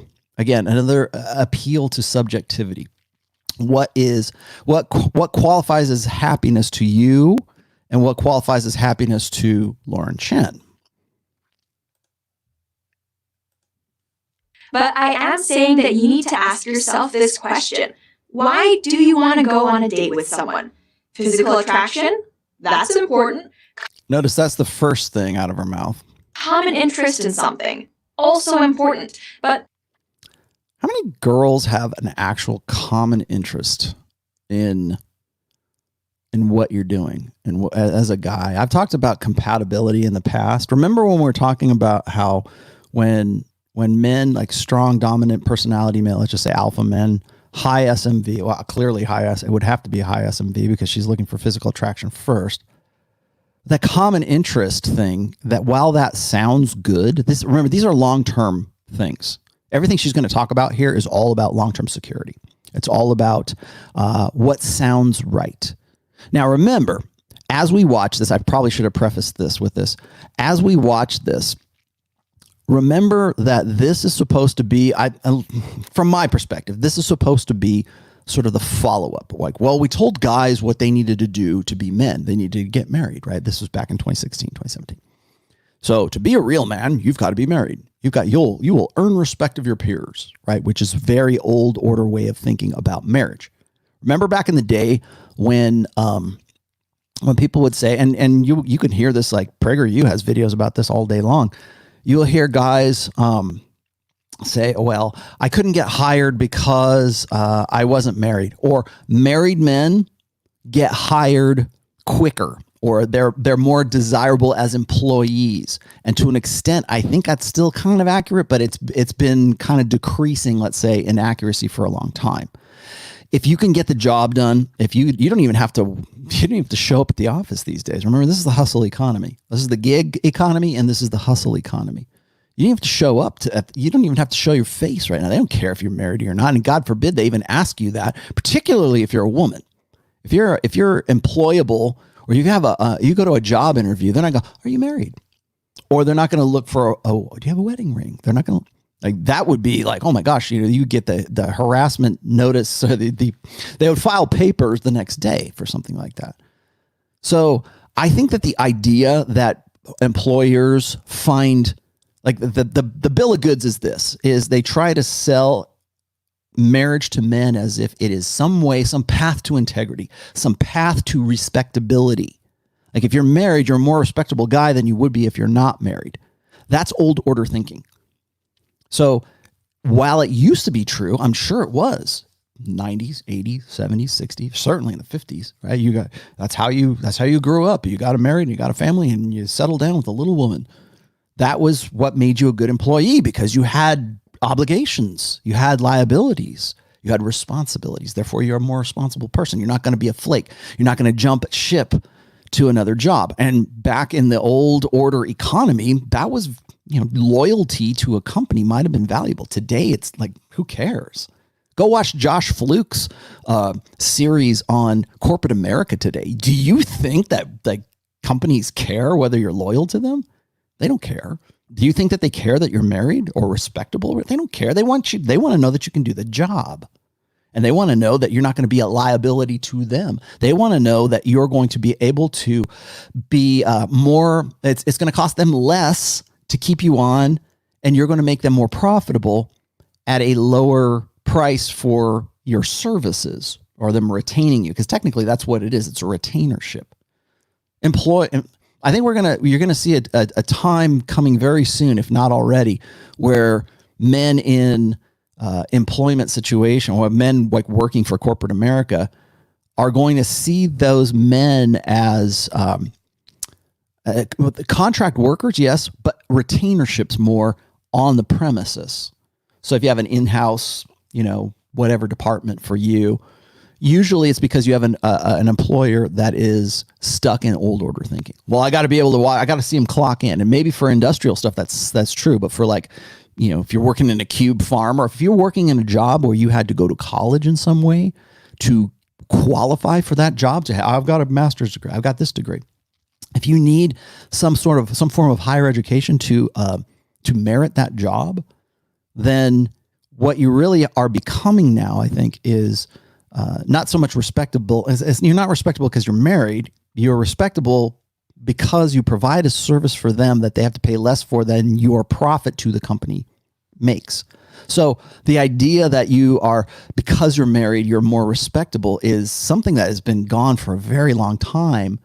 But when you see people thinking in terms of old order ways of gaining status, we still cling to the idea that the things you do grant you status. And in some cases they do. It's still true. But to say that because you do these things, because you adhere to this old order way of thinking, because you still comply with the old social contracts, you are therefore more respectable. That's fading away very quickly. What else? Let's face it, most of the time we, and by we here I'm referring to women, have no idea. We have no plan. That's okay as far as it goes, but as far as it goes is not very far and frankly not very smart. Okay, so as far as it goes is usually 27, 28 years old. And then by 29, we hit the epiphany phase. That's as far as it goes today. This is where this mindset doesn't want to go. They don't want to talk about let's just call it the Sandbergian plan for hypergamy, which is date all the bad boys, have your fun, do your hookups, do this, have your party years. I talked about this in the Rational Male Preventive Medicine. It's on the timeline. 18 to 28 is a party years. Now, first, give or take, right? I just put that as an easy round 10 years span, let's say. So that's really almost what she's saying here. But what she's saying we'll pick up the rest of this here is what she's talking about is having a plan at the end of this. And I think it's interesting how she comes to this logic. Watch this. But let's play out the scenario. We too often assume that relationships have levels of commitment, progressing, if they progress at all, like video games. A hookup is level 1, dating is level 2, level 3 living together, and then, after we've had those, maybe we're ready for marriage. But in fact, relationships usually don't progress that way. Hookups arise out of whim, impulse, or simple attraction. Whim. Dating is often based on compatibility or convenience, and sometimes on the hope that something serious might develop. Living together may... So let's those two, before we go on to the third part here, those two, what does that remind you of? The first one is the hookup that's on whim or physical attraction. What is that? In your party years, ladies, what is that? What part of hypergamy would that be? I don't know. And what about the convenience? What about the we were working together and we just started dating and we were hoping things were going to work out. What does that sound? What part of hypergamy does that sound like? Curious. Maybe based on real love and a tryout for marriage, but it can also be based on less serious considerations like lack of other opportunities. There you go. Lack of other opportunities. You want to know why guys shack up? You want to know why Iron Rule of Tomassi number 4, which is the shacking up rule, why you should never live with a woman? This is exact to the letter. This is exactly what I was talking about in that post, in that rule. So it's convenience, it's lack, but I'm glad she said this. It's at the very beginning, it is lack of opportunities. So when guys get into a living arrangement, usually you have to remember that what you're doing when you're signing that lease, when you're signing that rental agreement, you're agreeing to, what you're saying is I agree to be this woman's boyfriend for the term of not longer or not less than 1 year. And at that point, most guys see this as a great deal, right? Oh, I want to move in with her. I'll save on rent. I don't think I've ever talked about this on a pod. I've covered the iron rules, but I've never gotten into depth as to why it seems like a good idea to move in. And pretty much from the time I started talking about this, really back in like 2002, all the way back in my SoSwap days, I was talking about this. It is fundamentally hobbling yourself as a man, particularly if you're a young man. And you are like, say, in your mid 20s and you move in with a woman, that you're basically giving up opportunity. Any opportunities you had prior are out the window, because now you have an obligation to be in that relationship with that person. You may as well be married at that point. So keep going. Desire for a roommate or the inability to afford a single apartment. See, that's it right there. They make it a financial consideration. Oh, I have a desire for a roommate, a desire for a roommate that I'm banging occasionally. Yeah. But marriage is a different enterprise entirely. Those looking for a good marriage are looking for someone who wants to build a shared life. They're looking for someone who shares their values and beliefs, moral, political, and, where applicable, religious. They view each other not only as a partner, but as something even more profound, husband and wife. The problem with so many dating relationships is that people enter them with completely different understandings of what the ideal outcome should be. There you go. So right there is a good illustration of I don't say the mismatch, but it's a good illustration of the concepts that men and women enter into like a long-term relationship with. And this comes down to the love concepts that I was talking about before. So men tend to be more idealistic, women tend to be more opportunistic. So it has to be, and I think what's funny right now is it has to be where both of those sort of line up, where one can sort of accept the other. And that what she's not going to get into here is the equal partnership thing. She won't talk about that. She won't talk about headship. She won't talk about who controls frame. The presumption throughout this video is that it is going to be an equal, like it's a meeting of the minds, right? It's a meeting. And of course, there's some emotionality to it too. That I'm inserting into this, but it's this idea that we're going to form this partnership that goes above and beyond these shallow partnerships, which are hookups, just regular old dating, hoping things are going to work out, and then like a live together kind of thing. And all of those are disqualified, or all of those are of, let's just say, of a lower quality than of getting married together. That's the pitch. Now, yes, people are going to watch this and are going to go, well, I would never get married anyway, so forget it. It's not worth it. It's not worth my time. I understand that. I understand why you would think that. I understand why it is an all downside risk. Almost uniquely for men, it is an all downside risk. Got it. But why do men want to get married even though they know this? This is why. This is the misunderstanding. This is where I can pick this apart not just necessarily for women, because women are going to want to get married because it's, once they reach the point of decay, like on my graph, where they get to we get to the mutual peak values where the women are on the decline and the men are on the incline. It's no coincidence that age bracket right there, when I call it the epiphany phase, there's no coincidence that is the point in most young people's lives, and I mean relatively young people's lives, that it's no coincidence that that's the point where men are still trying to figure things out. Women understand that they're done with the party years, and now they understand that their sexual market value is decaying, that their agency as a sexual being, whatever, is in its descendancy. Men's is on its ascendancy. Look at what happens between the ages of 29 and 31. That's the epiphany phase, right? What was I just talking about? Like, that's when the porn stars and the OnlyFans girls and the party girls and everybody else wants to get right with God. That's when they want to live a different life. They're turn over a new leaf. I finally learned my lesson. I had my fun. I was so crazy in college, but now I'm ready for something more meaningful, something more, okay. And you know what? And I've said this before, is why would that be the time? Again, this is not, I think she's full of beans, or I think she's full of crap. It's not, I'm not saying that. I'm not questioning the conviction. I'm saying, why now? Why at that? Why is it so conveniently set at that point? If you look at the rate of first marriage for men, it's 29.7 is the average age of marriage. For women, I think it's like 28.5 or something like that. So right around that time is the average age of first marriage in the United States. I don't know what it is worldwide, but you want to know why there's such a decline in marriage? You want to know why by 2030, 52% of women marriageable age will still be single? Is because they haven't got past that point. It's not that they don't want to be married. They do.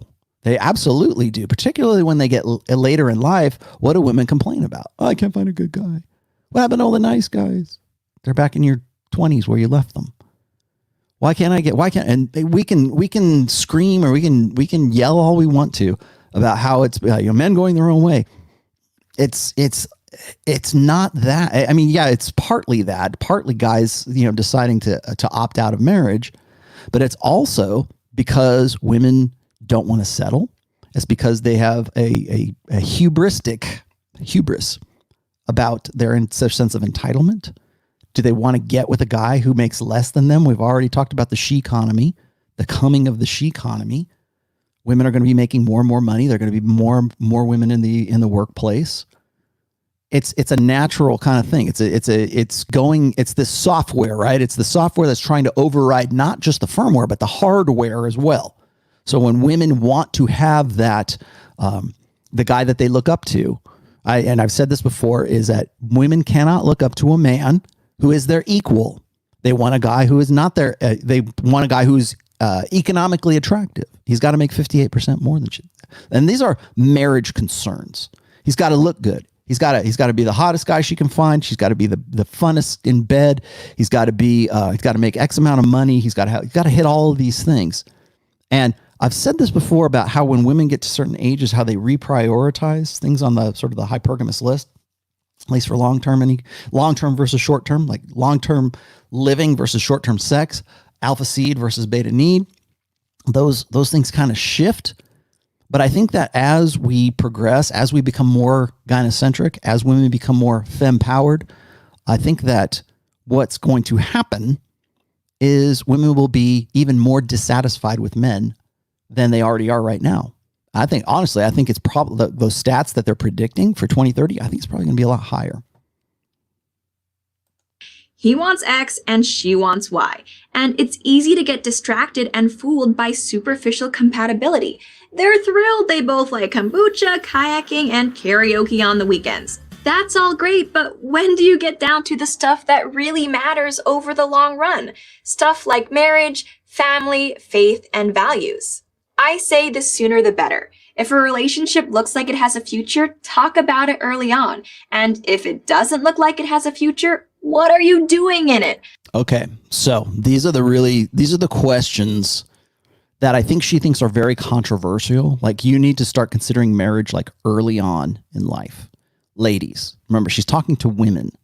So she's trying to encourage women to sort of settle down. And this goes against the strong independent woman narrative, like straight out the gate. Because what happens, what she's pushing against right here, and you have to know the history of this, what she's pushing against is really since, I'll say almost 50 years of the past 50 years of feminism has taught women from the age of 5 that if they are not making the most of their very short-term age of opportunity, that they are failures if they didn't do it. So when, like think about this. Like I was saying before, that the average age of marriage in the United States for a woman is like almost 29. For men, it's almost 30. So 28.5 and 29.7. So in the time that a woman becomes a legal adult, let's say 18 to 28, which is the age of average first marriage, what is she doing in that time? What does she do? Like, if there is such a crisis of marriage right now when it comes to, I guess, traditional conservatism, old order, like moralistic thinking, if there's such a crisis and we need to encourage women to start thinking about marriage and faith and values and all this other stuff, if you think about that early, why is that message even necessary right now? Well, the reason it's necessary is because that women are trying to maximize as much potential in that short term as they possibly can. As I've said before, men must become, women just are. So when women are at the ages of 18 to say 28 years old, what are they doing? Well, we got to focus on our career. We got to focus on focus on the advantages that they have at that particular time. I think probably innately women understand that their sexual market value really is sexual market value is really their only real agency. And so when a woman gets to be about 23, that's when she's making the most money on OnlyFans, right? That's when she's at her most marketable with guys. And I think that also traditional conservative women like Lauren Chen, they know this. They know that women are, they know that spike, right? The one that's in my graph, they understand that. They understand that woman is at her peak years when she gets to be about 23 years old. That's exactly the time right around that time anyways, that she's suggesting that women start thinking about marriage very early. Now, when I hear that a couple got together at like 19 or 20 or 23. If you look at the stats, the stats for first marriage, and when a couple gets married at about 19, 20, 21, 22, somewhere out there, we think of that as very early. In fact, we think of, well, what happened? What's wrong? What happened? What's wrong with that woman? Why did she get married at 23? My daughter's friends, I can think of at least 3 of them who either they are married or they're planning to get married, and they're young. They're like 22, 23, maybe 24, somewhere around there. And it shocked me because I'm like, they're getting married, and it shocked her too because she was brought up in the same way, right? The same schools, like, well, to maximize your potential, blah, blah, blah, when you are in your 20s. I think women understand that they have a shorter time or a shorter window for their own marketability, because once they get to the epiphany phase, the party's over. Got to get off the carousel. Got to cash out of the casino before the doors close. That's why the average age of marriage for women is about 28 years old. It's nothing to do with like college, nothing to do with, I got to focus on my career. It's because that they're having fun. They understand that between 18 and 28, that is their most marketable years for them to explore their options. That's when they're having their journeys of self-discovery. That's when they're having those flings that she talked about in the very beginning, right? That's when they are following the Sandbergian plan for open hypergamy. So that's why this is kind of controversial, because when she says something like this, if it doesn't look like it has a future, then what are you doing in it?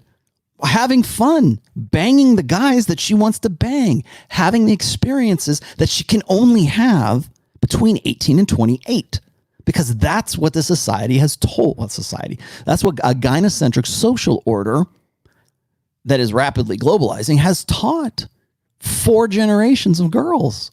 There are women in their 40s and 50s right now are going, yeah, girl, you go and you, how old is Sheryl Sandberg? She's older than I am. She's the one this is a generation who's telling this other generation, well, 4 generations of girls that they should, go through their party years, have sex and have fun with the bad boys, the commitment phobic boys, the boys that are bad for you. Don't worry, girls. When you get to be 30, there'll be some chump beta in waiting who wants an equal partnership, right? That's what all great marriages are supposed to be based on. Even now, moral, ethical, old school, traditional, conservative, religious, faith-based marriages are still based on. As a matter of fact, that's the scam, really. That's the universal scam is that the idea that you are in an equal partnership in your marriage is a joke. And I say this as a guy who's in a pretty damn good marriage. Okay. I understand that. I've never had an equal partnership with my wife. I've always been the primary. I've always been the guy that's making the decisions. But you know what? I also understand this, because people are rolling their eyes right now. I understand this is that if I let my guard down, if I don't perform, right? If I don't do what I'm supposed to do, right? As my old order way of thinking, or according to the old order way of thinking, if I don't do that, then she can bring the full power of the state down on me. Yes, thank you very much, Doom Pill. Got it. Understood. But that premise that you are in a relationship, like all good relationships are based on egalitarianism and negotiation, and that's exactly what Dr. Peterson talks about all the time. Well, you got to be in somebody you can have a conversation with and sit down at the table and you negotiate it and work out these problems and you go back to work and go back to being, in love. The great lie is that any relationship is a equal partnership. There's always a dominant and a submissive. There's always a dominant personality and a subdominant personality, right? There's always a masculine and a feminine, even in lesbian and homosexual relationships. There's always a dominant. There's always the butch one, and there's always the feminine one. There's always the top, and there's always the bottom. So it's a human thing. It's not like, oh, well, I would say that egalitarianism is not a natural state for human beings. But the lie is that all of them are, or all of them should be. I'm an equal partner with my wife. I'm an equal partner with my husband. No, you're not. Because in any of those equal partnerships, it is always because of the state, because you're in a conventional marriage, it defaults to the woman. At the end of the day, it will default to the woman. I have no doubt the reason so many women get stuck in dead-end relationships is that it has become taboo, or to be precise, not politically correct, for a woman to articulate what she really wants, which takes me back to marriage and why women crave it. Here are 3 reasons: protection, commitment, love. Nothing wrong with wanting those things. Okay, so protection is the first one. Protection is an evolutionary need. That is part of women's and men's, I should say, innate evolved mental firmware. So the protection dynamic is something that when men say women are like children, yeah, they are, because men think of them as children, because you protect women in the same way that you would protect children. When a woman gets into a fist fight, 10 guys pile on that guy because he dared to raise his voice or slap a woman. There's an innate, instinctual protector's dynamic that is hardwired into men's brains. When the bullets start flying, and you could see this in mass shooting events like the one that happened in Las Vegas in 2017. There was another one I talked about with Pat Campbell at a country club or something in Los Angeles. I think it was Reseda or something like that. It was in Thousand Oaks. That's where it was. Thousand Oaks. There was a club there, and then also the Aspen theater shooting. What happened in all of those incidents is you had men who did not know the women that they were protecting throw themselves bodily in front of women and took a bullet for those women. Didn't know them, just did it. Couldn't tell you why they did it, but just did it. They put themselves between gunfire and those women. And when it comes to a life or death, instinctive, act now or you're done kind of thing, men instinctively protect women. And if they don't, you can sort of you can think that they had some sort of moment to think about it before they didn't. I saw another video. I saw this one video and people were laughing at this. It's not really funny, but there was, and I want to say it was in Canada because that's where all the mooses are, but there was this attack from like a moose or a deer or antelope or some kind of like, I don't know, deer or whatever, attacking this woman. And these guys were just like looking at this and they didn't go and offer any help. They didn't try to shoo the thing away. And it was like trying to gore this woman in a park or something like that. You'll see incidences like that, or you'll see a woman who gets attacked by another guy. And those guys were not right there in the moment, but they were watching it happen. When that happens, that's when guys sort of have the moment to sort of think about, I don't want to get involved in that. She'll accuse me. But if you have the moment to think about it, if men have the moment to use the rational process, that's when fear kind of comes in. Or maybe there's like, oh, I don't want to get involved in that. I don't want to get gored by a big old caribou or whatever. And so they won't they won't like rush in to help the damsel in distress. But that is the reason why that's exceptional. The reason why we sort of say, oh, that guy's a coward. The reason why we do that is because we have an innate protector dynamic. Women will always want that. Remember, that is a long-term thing. That is not necessarily a sexual thing. That's not like the alpha seed side of hypergamy. That's the beta bucks. That's the protection, long-term security. And every one of the points every one of the 3 points she put here is all on the beta bucks side of hypergamy. It is something women have wanted and great societies have valued for thousands of years. It is something men still want too. Little wonder study after study shows that those in good marriages are happier, healthier, even wealthier than those who are not. Okay, so that's, and I realize Turd Flinging Monkey has talked about this before, so I'm not going to belabor the point, but the point is this, is they have to. They are obligated to. So yes, from a socioeconomic status, men who are married make more money than men who are single. But they're not doing that because the marriage actually makes them more profitable. It's because they have to. Otherwise, the marriage dissolves. If the guy is not making money, if he's not somebody that's respectable, if he's not somebody that, again, remember, why is it that 70% of women initiate divorce? Right? Well, she's not happy because there's 2 reasons why women initiate divorce: alpha seed or beta need. Those are the 2 reasons. Either she wants to make up for missing out, or she's not satisfied. She's not happy with the guy, the beta that she's with right now, because he's not as productive. He's not as profitable as she imagined he might be when they got married. So yes, men in marriages are always going to be more profitable, or more, let's say, I don't even say profitable, they're productive. Their production value goes up because it has to go up. If they don't, then they're not in marriages anymore. Like anything you want, you have to work toward it. And anything that isn't moving you toward your goal is a waste of time. What's the difference between living with someone and marriage? It's the difference between referring to the man in your life as my boyfriend, significant other, or partner, and referring to him as my husband. And okay, those are semantics right there, but they're semantics that are important to this narrative. The narrative is this, is that you will be more respectable. Now remember, she's talking to women here. You will be more respectable for calling that man your husband as opposed to calling him your boyfriend, your significant other. It's complicated, whatever else it is. It's an appeal to respectability, and they use the same argument in the be a man and get married for guys. So this is my wife rather than this is my girlfriend, or this is who I'm banging today, whatever it is. And him referring to you as my wife as compared with my girlfriend. Ask anyone who has taken the plunge and they'll tell you, living together and marriage have little in common. It's sort of like the difference between... Why do they call it taking the plunge? If it's such a great thing, why would it be like, we're gonna jump in?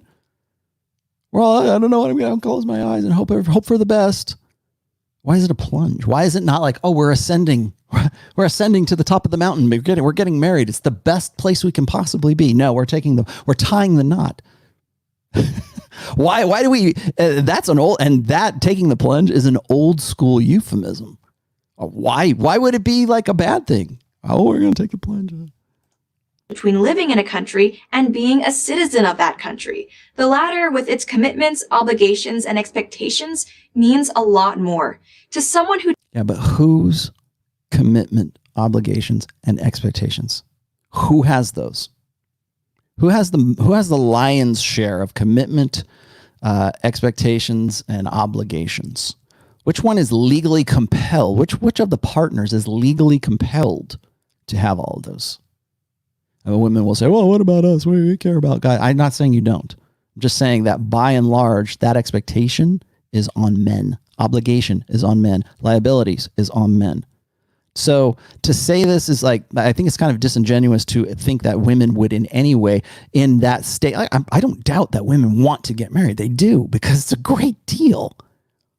Why wouldn't you want it? And even if you get out of it, you're probably going to be better off than when you were in it. We don't talk. That's the other things. We don't talk about, like she was just saying here just a minute ago, about how men are healthier and they're happier and they're more productive, or they're more profitable. They make more money because they're married. That's supposed to be a selling point for men. And that's what they said in the other video, in the, Be a Man video. But she's talking to women. So it's like, oh, well, if you can get this guy to commit, like most women will see this and they'll go, I can't get a guy to commit. They're all adolescents. They're all kidults. They don't make enough money. They're not financially stable. They don't want to do these things that I want, that they won't be the person that I want them to be. They won't let me help them out with being more healthy and being more stable and being more profitable. They won't let me do that. Like, that's like, well, if you marry these guys, you're going to make their day. She doesn't say women make more money. Women are more stable. She doesn't say anything about that. It's all about the man at that point. Who tells you that a marriage license is trivial, just a piece of paper? Okay, this right here annoys the living crap out of me. Okay. A marriage license is just trivial. It's just a piece of paper. You know where they're getting that? You know who used to say that? Hippies in the 70s used to say exactly this.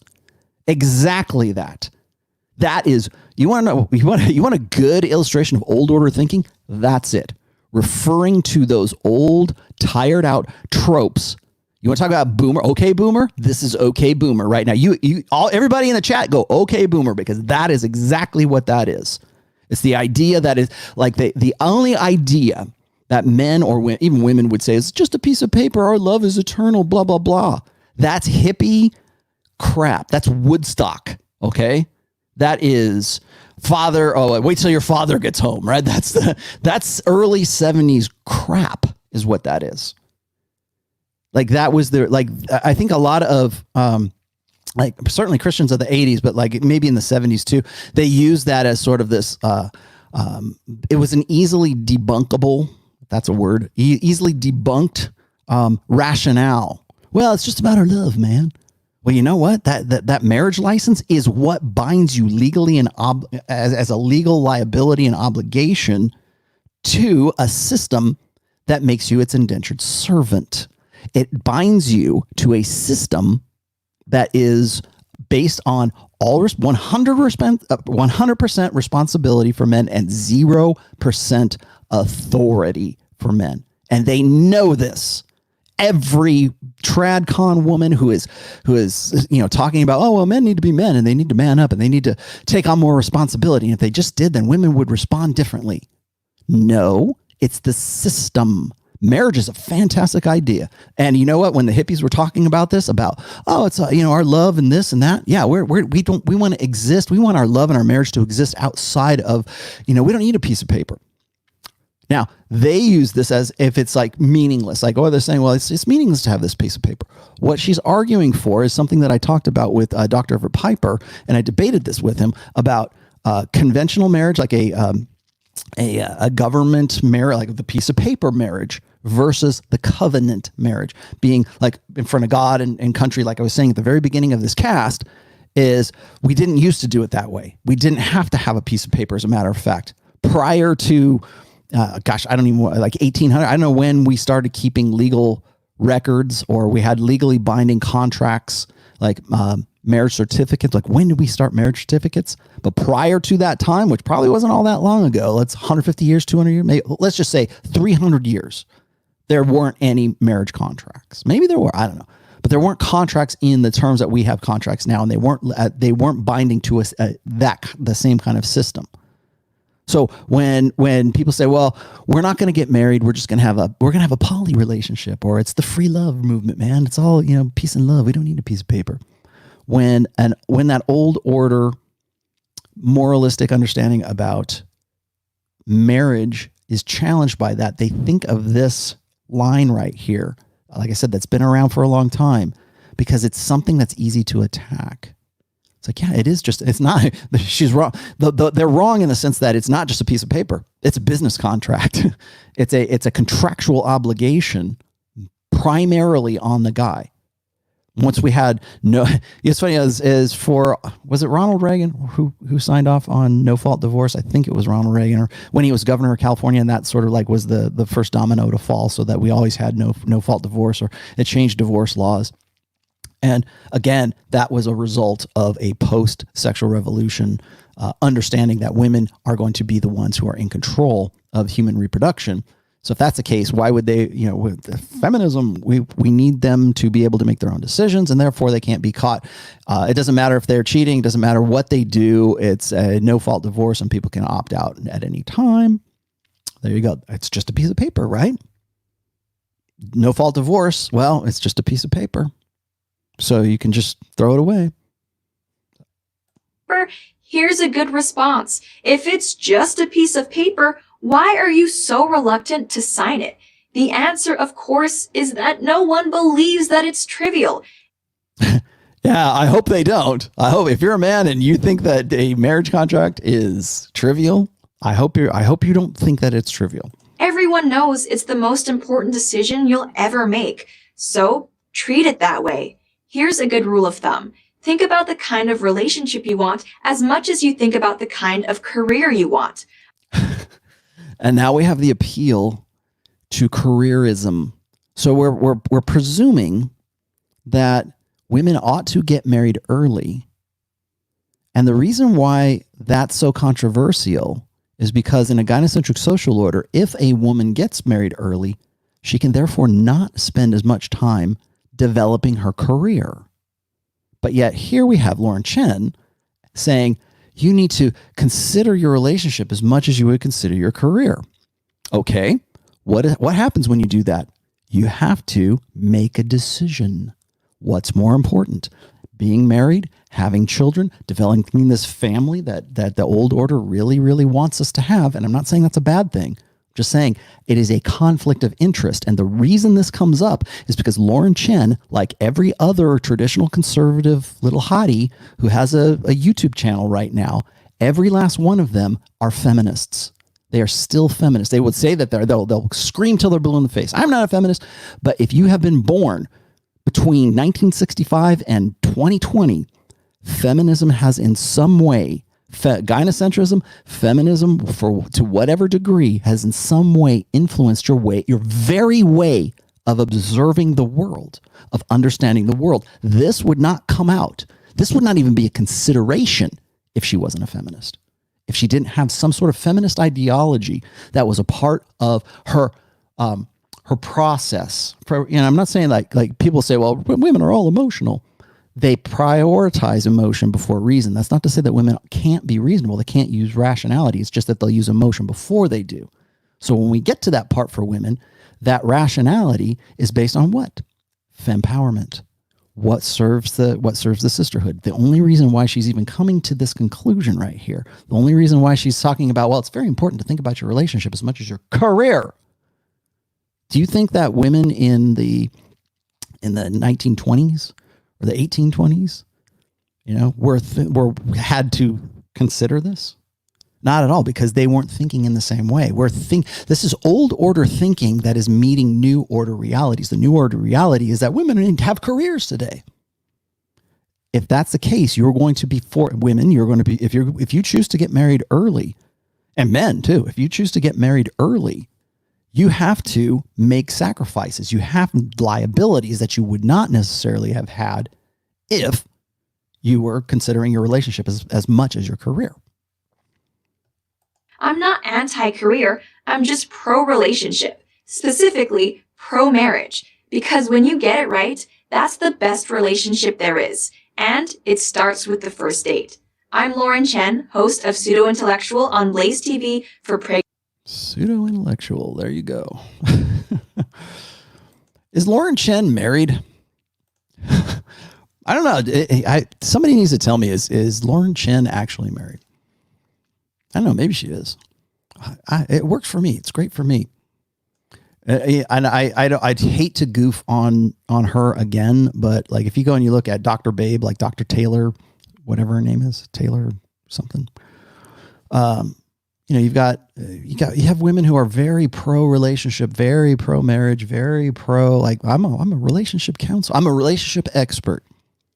Divorced, not ever or never married, no kids, but they're going to tell you that they're pro. Yeah, I'm sure they are. There are 54-year-old Christian ladies with Christian ministries right now who are pro relationship and are pro marriage and are pro.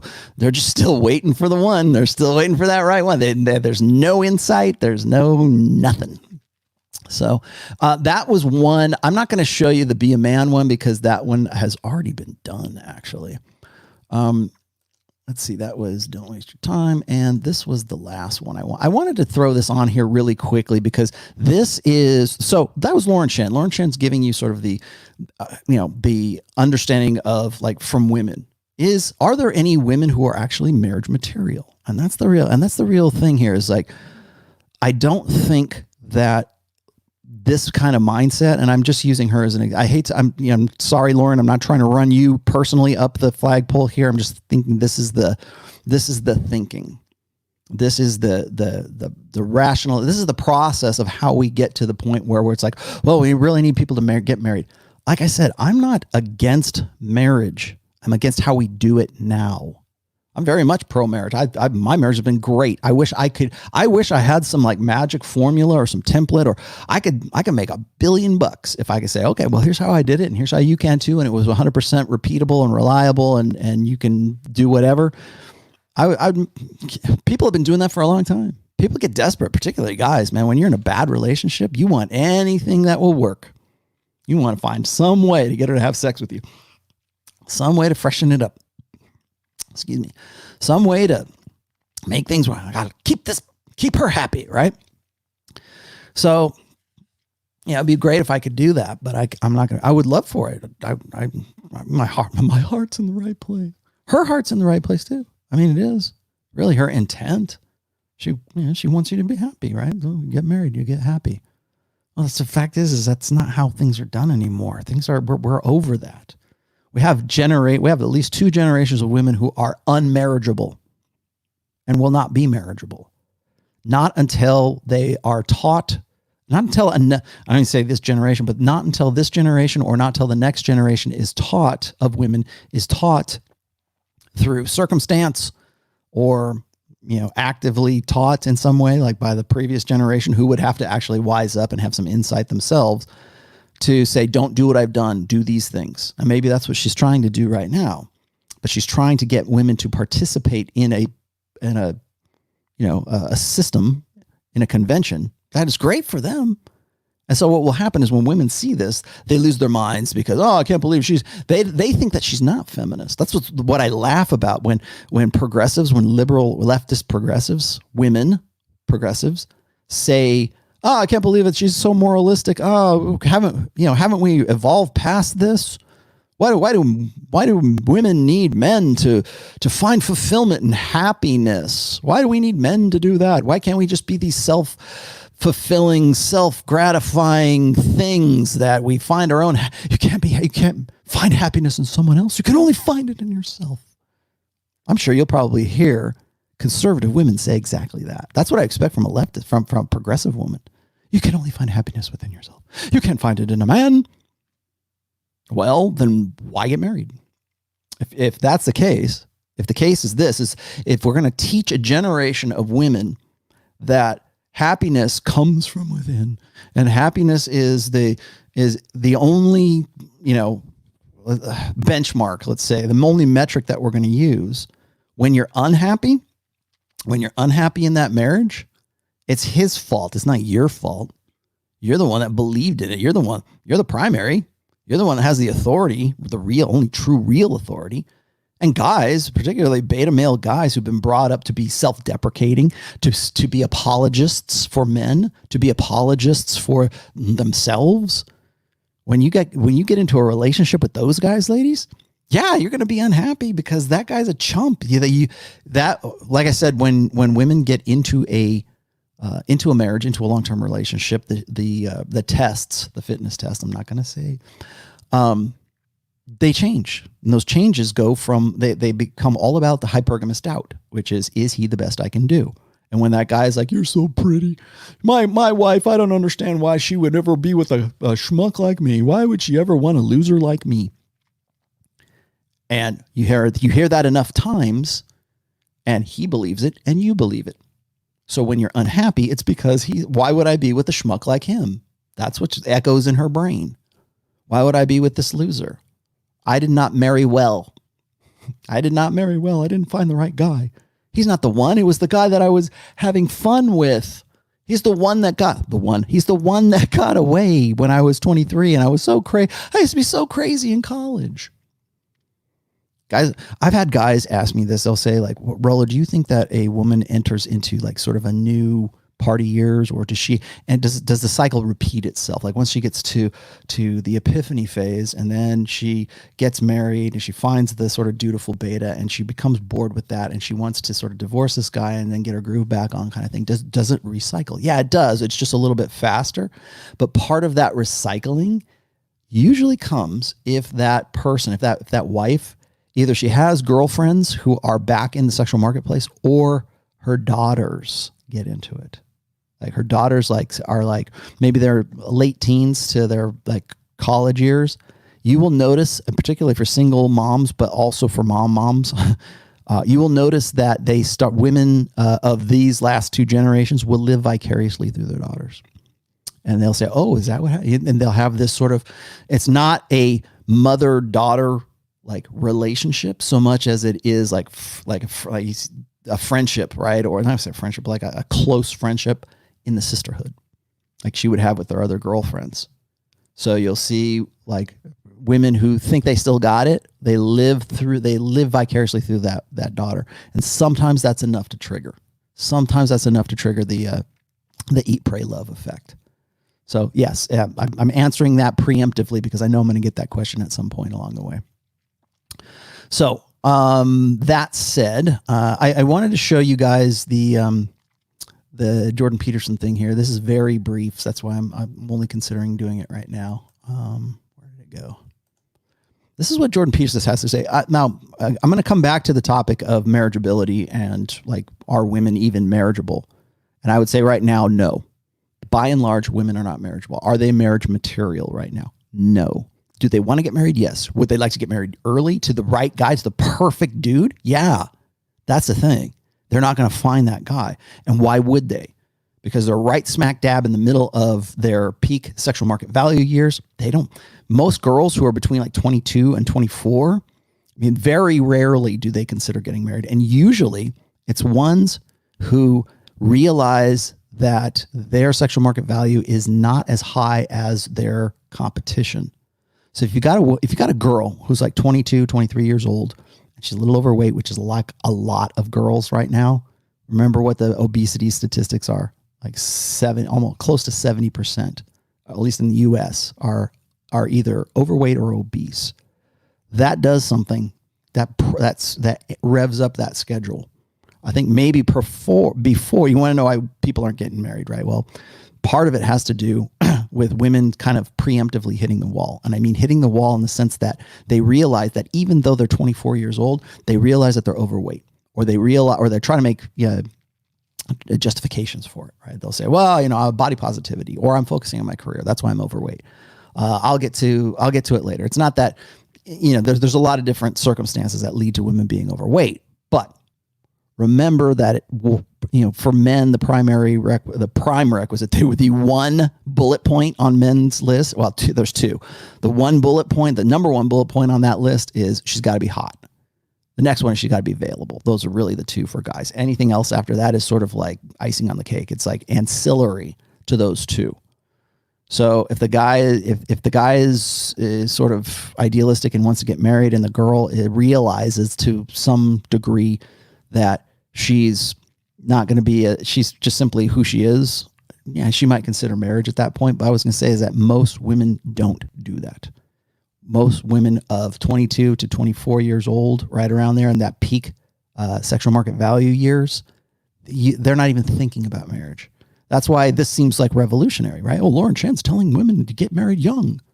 It goes again. Like, I think she likes this because it goes against the feminist grain, or the official feminist, byline, which is, well, first of all, it's open hypergamy, but it's, make the most of your time, girl.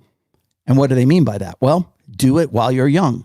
Get your career going, get your degree, get into corporate America, get your HR job, do these things. This is where you're going to find reward. This is what's going to be meaningful to you later on. So do it now. Have fun with the bad boys. Do the Sandbergian thing. Have fun. And then don't worry. You'll be in a better career position when you're 28, 29. You'll be, you'll still be hot. You'll still be able to get them. There'll be a guy who believes in an equal partnership. Don't worry. All that'll work out for you in the wash. It all comes out in the wash, ladies. So just focus on those things. And why? So why is that a narrative? Because women innately know that between 21 and 24, that's their peak years. That's the years where they have the most potential. I tell guys this all the time. Your peak potential is 36, 37, 38, somewhere in there, because it takes longer for men to mature in everything. And women know that. Women know that they are their value, their sexual market value. And that's really what marriage is based on. I get this a lot, and I'm probably going to get this too, is people will say, don't you think, Rollo, that there's a difference between sexual market value and marriage market value? Yes, I do. I think there is, but I think we conflate the two too often. I think we want, I've heard the term marriage market value, and it's usually from traditional conservatives. It's usually from people with, let's say, religious convictions. I need a woman who has value, who's going to be a good mother to my children. It's like the Madonna whore complex. I need a girl who's Jenna Jameson in the bed, and I need a girl who is, a good mother to my kids and going to be a good soccer mom. And then women go, oh, it can never be that for you. But that's the thing. Why is that a narrative? Well, because women know that that's their prime time. They know that. That's when they can select. That's when they're at their peak sexual selection. So you're going to tell them to cash out when the party's just getting started? That's why that's controversial. That's what feminists have picked up on for a long time. Well, you don't have to get married. You can get in the workforce. You don't have to get married. You can now get a career. You can now get a degree. A degree is a key to success, right? And as a result, divorce goes up. Well, it did for a while until marriage goes down, and marriage is dropped to historic lows for 2020. Historic lows. So is it a good idea? Yeah. At the end of this, I'm going to tell you what I think about family formation, because she's not wrong about that part. Is that is called, well, ultimately, why do people get together? Whether you knock a girl up accidentally, whether you plan to have kids, whether you got married and then had kids. I'm an anomaly, man. I got married, and 2 years after I was married, then my wife was pregnant by design. And we had one kid by design. I only had one. I only wanted one. She only wanted one. That's the way we worked it out. And we thought about two. I don't say we didn't have the discussion. We did, but we decided one.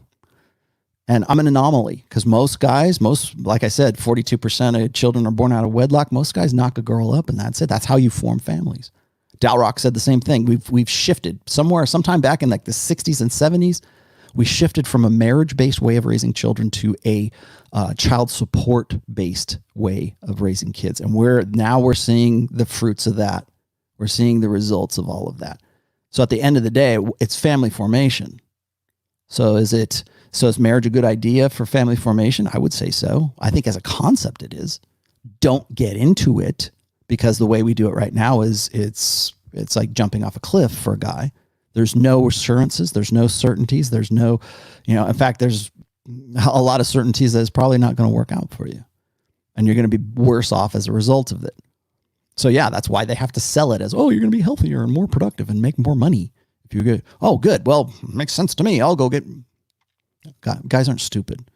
We have access. This is the new order. We have access to that information right now. All right, I'm going to put on this one last thing. Thank you for bearing with me through all of this.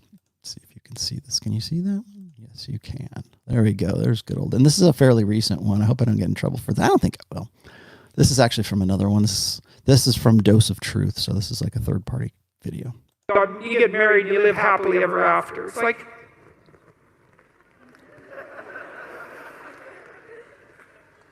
that's not it, is it? You don't want that even. You don't, what do you want? You want your partner to do just, all she's going to do is sprinkle rose petals in front of you, right? And pat you on the back of the head and tell you how wonderful you are constantly, day after day. Man, you'd be so sick of that after well, maybe take a month. But let's say 2 weeks. You'd be, because you know, she should be more on the side of who you could be than on the side of who you are. Okay, that right there, I think, is one of the most dangerous ways of thinking about marriage. And yes, do you want a woman that's playing on the same team as you? Of course you do. But what he's presuming is that the reason to get married, and remember, this is like what are the traits that make a good wife, right? So the reason to get married is to fix yourself, is to have somebody who tries to drag the best out, like your wife's going to know that, right? Like your wife's going to know, like, oh, this is what he needs to be. And this everything he's going to say in this video comes from a female primary way of thinking and an old order version of that as well. So what constitutes success, both in what Dr. Peterson here is going to say, and what constitutes success according to Lauren Chen, are very alike in the sense that whatever fulfills that woman's place, whatever fulfills her sexual strategy, whatever fulfills her life strategy, should be what you want as a guy. And therefore, you need to find a woman who knows how to sort of fix you, who knows how to mold you, who knows what's best for you and encourages you to be whatever that best is. And I think that's very presumptive, particularly today, because particularly most beta men, most blue pill conditioned men think this way. This is the female correct narrative. I've used that term before, female corrective, correction, correct thinking. The way that women do it is the way we ought to be doing it. The way that, the Dalai Lama, this is a quote that I put in book 4. The Dalai Lama on International Women's Day last year, or was it last year? Yeah. No, this year. It was March this year. March 8th is International Women's Day. And I copied that quote. And the quote was, I hope all women can help me fulfill my dream of a 200 nation world with all female leaders. Because that's correct. Even the Dalai Lama thinks that a female correct way of life, I won't call it a matriarchy because it's not matriarchy, it's gynocentrism. There's a difference between patriarchy and gynocentrism.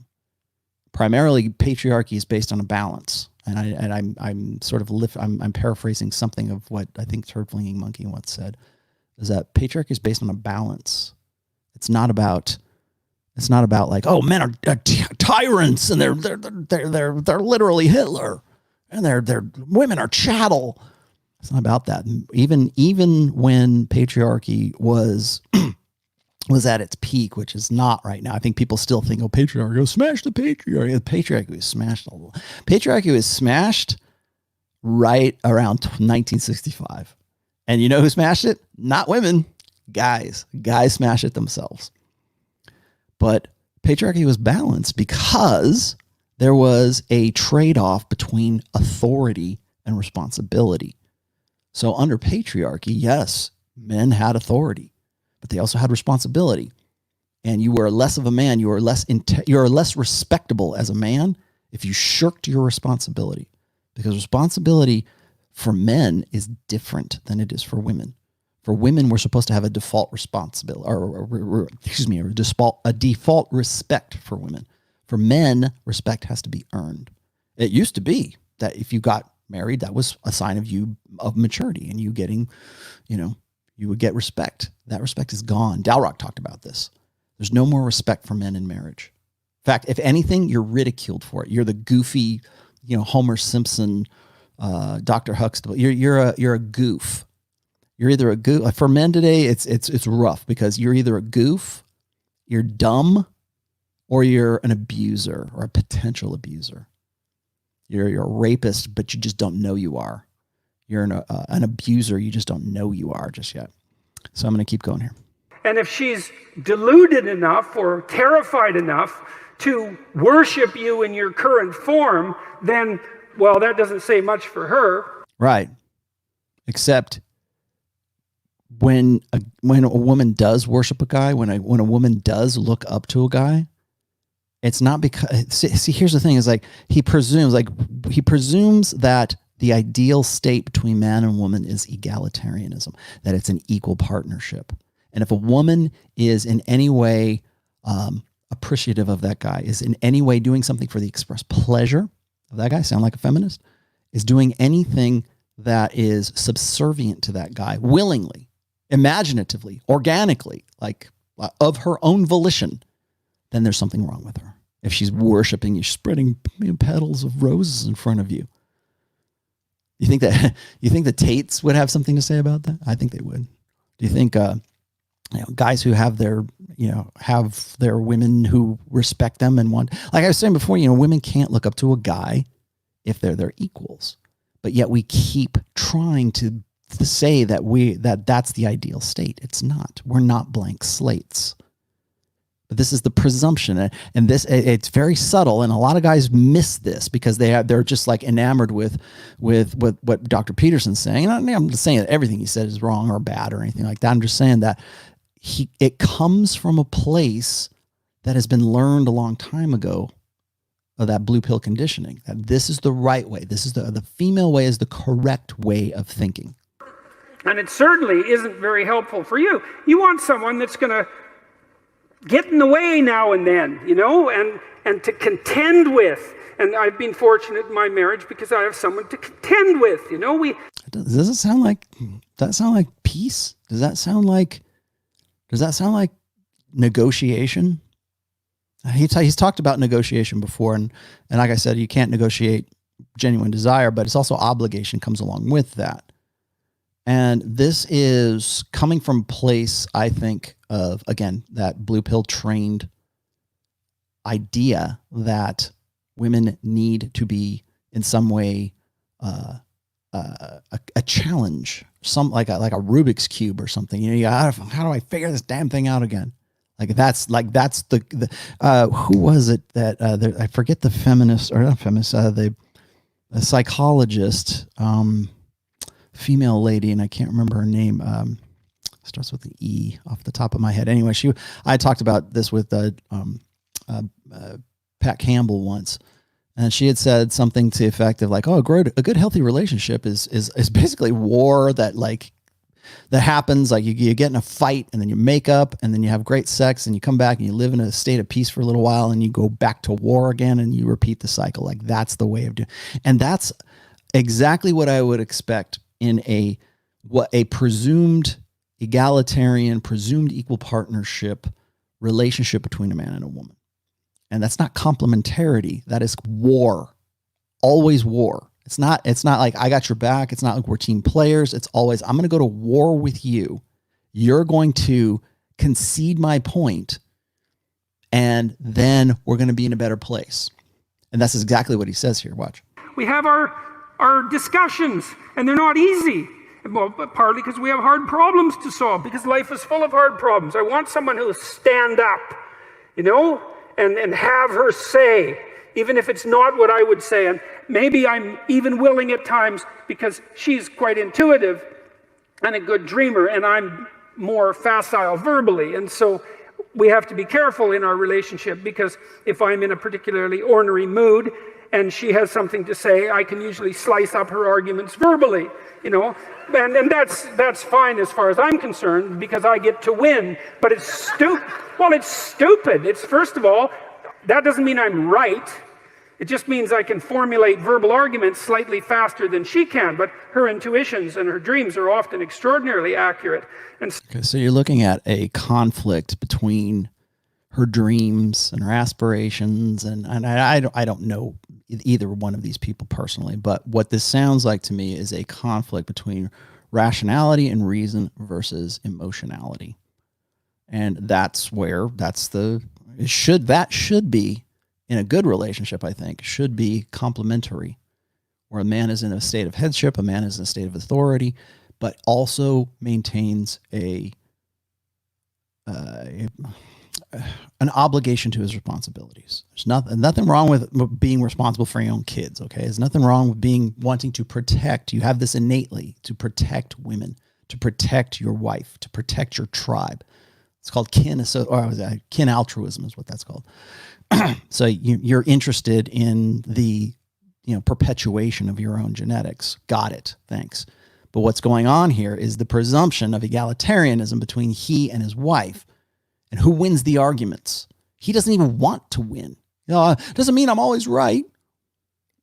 Well, it means that you formulated something that may be countered. Like, why not? Why doesn't that mean? Why isn't that the presumption? Why isn't that? Well, the presumption is because you're not the head of the household. She's technically the head because of threat point, but that's not anything you would ever think about.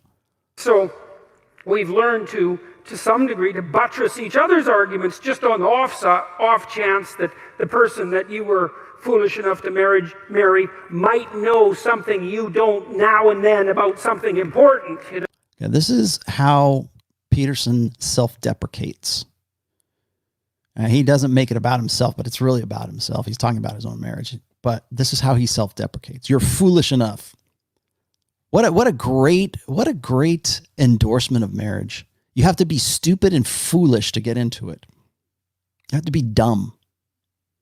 And really, from a blue pill beta perspective, that's what women expect. They want you to be dumb. They want you to be dumb and ready to settle down and have prepared yourself and to be a really good catch when they're done with their journey of self-discovery, when they're done with their party years. And they want you to say things like, well, you need somebody. They want you to be ready with these rationales. No. And they all clap because. And so what do you want? Well, you want someone to contend with. And then it's an adventure, and then you have someone that you love and that you respect. And that's not a bad combination for longevity of relationship. And then maybe if you have someone that you love and respect and that you can communicate with, then your children also love and respect her or him. And then so here we get back to respect one more time. And I don't want to. I'm going over long today, so I'm gonna halt it here for a moment. Do go. I put this in the description, so do go and check this out. But actually, let me just pull up out of here. I don't want to go too much more on this one because we're getting down to the wire. So anyways, he's talking again about respect, and you want somebody you can have mutual respect for. Is it just because you're married? Is that what makes you respectable, or is it the person itself? As I said before, we are, and I'm sure the audience would just clap along with, you want somebody you can respect, right? Okay, well, what makes a woman respectable and what makes a man respectable? A man is respectable by what he can do, by his competency, not his vulnerability, not his emotional expressionism. What can you do? Who are you? Are you a badass? Are you somebody that's respectable? Have you earned it? Women don't need it. You're respectable just because you are female.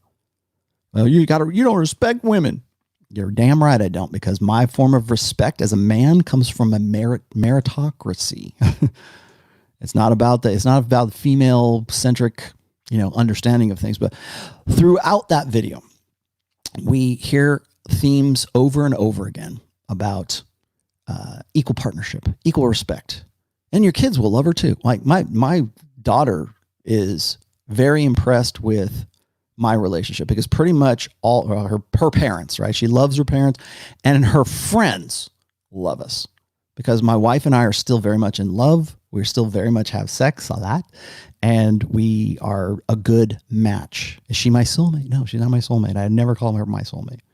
But like I said before, are there good? There are good ones and there are bad ones, but there are no ones. My wife is a good one. We're a good fit. We're a good match together. And that's the way it works out for us. And my daughter is appreciative of that. And I'm glad that she is. And I'm glad that her friends are, because my wife and I represent a model for them in some way. I'm not saying you should go get married. I'm not saying that. But if you're going to look for a good model, remember I was saying before, like guys always look for, oh, you're in a sexless marriage. Oh, I can't. Why would you ever do it? Never do it. Because she's just going to go and bang the next guy, and you're going to be out in the cold. You're going to be a lonely old man. Maybe you will. Maybe that's what you're doomed to do, because you're not red pill aware, right? Your dick's not big enough. You're not alpha enough. You're not this enough. You can't out alpha the state. Yeah, okay, give me all of those. But here I am 24 years later, and still working pretty well. And I'm doing pretty good. I'm still competent. But that doesn't make me immune. So I'm not stupid. So I get it. So if I get a lot of guys who will say, well, I really want to get married, or I want to find a woman that I can have kids with and settle down with, because guys want this. Girls want this. They want that connection. They just can't get past this. Well, first of all, they can't get past the blank slate. That's number one. They can't get past the same thing that Peterson's talking about here, right? Women want a guy that they can look up to. They want a guy who's competent. They want a guy who's dominant. Do you have to be jacked all the time? Not necessarily, but I mean, it helps if you are. I'm going to say certainly that's not, it's better than not being jacked. That's part of it. Yes. So there you go. Looks maxers. Yes. You do need to be in some way good looking and take care of you. Really, really ridiculously good looking. Yes. That's what you have to be. But you have to at least be competent in it. And you have to be competent enough to internalize red pill awareness.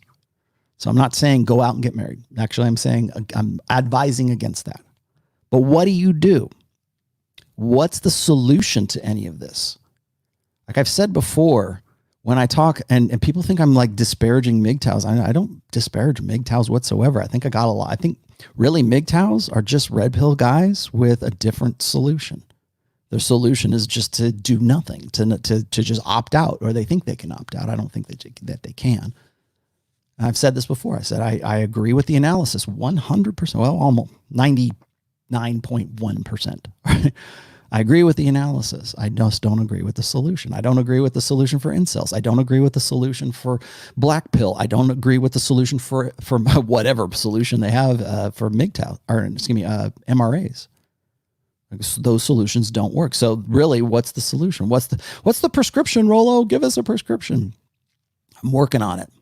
Maybe book 5 will be the prescription. And even then it'll be best guess. And even then it'll be like, try this. It won't be prescriptions. It'll be the suggestions. My suggestion right now is don't get married. So don't let anybody see this and say, oh, Rollo said you should all get married. Oh, I can't believe it. That's not what I'm saying at all. In fact, avoid it like the plague until something changes. Guys still want to get married. Guys still want to have a good, close relationship with a woman that is beneficial to their lives. They don't. You can sell guys on the idea of you'll be more respectable. You have a different status. You can sell them on. You can try to sell them on the idea that they'll be more profitable. They'll be more healthy.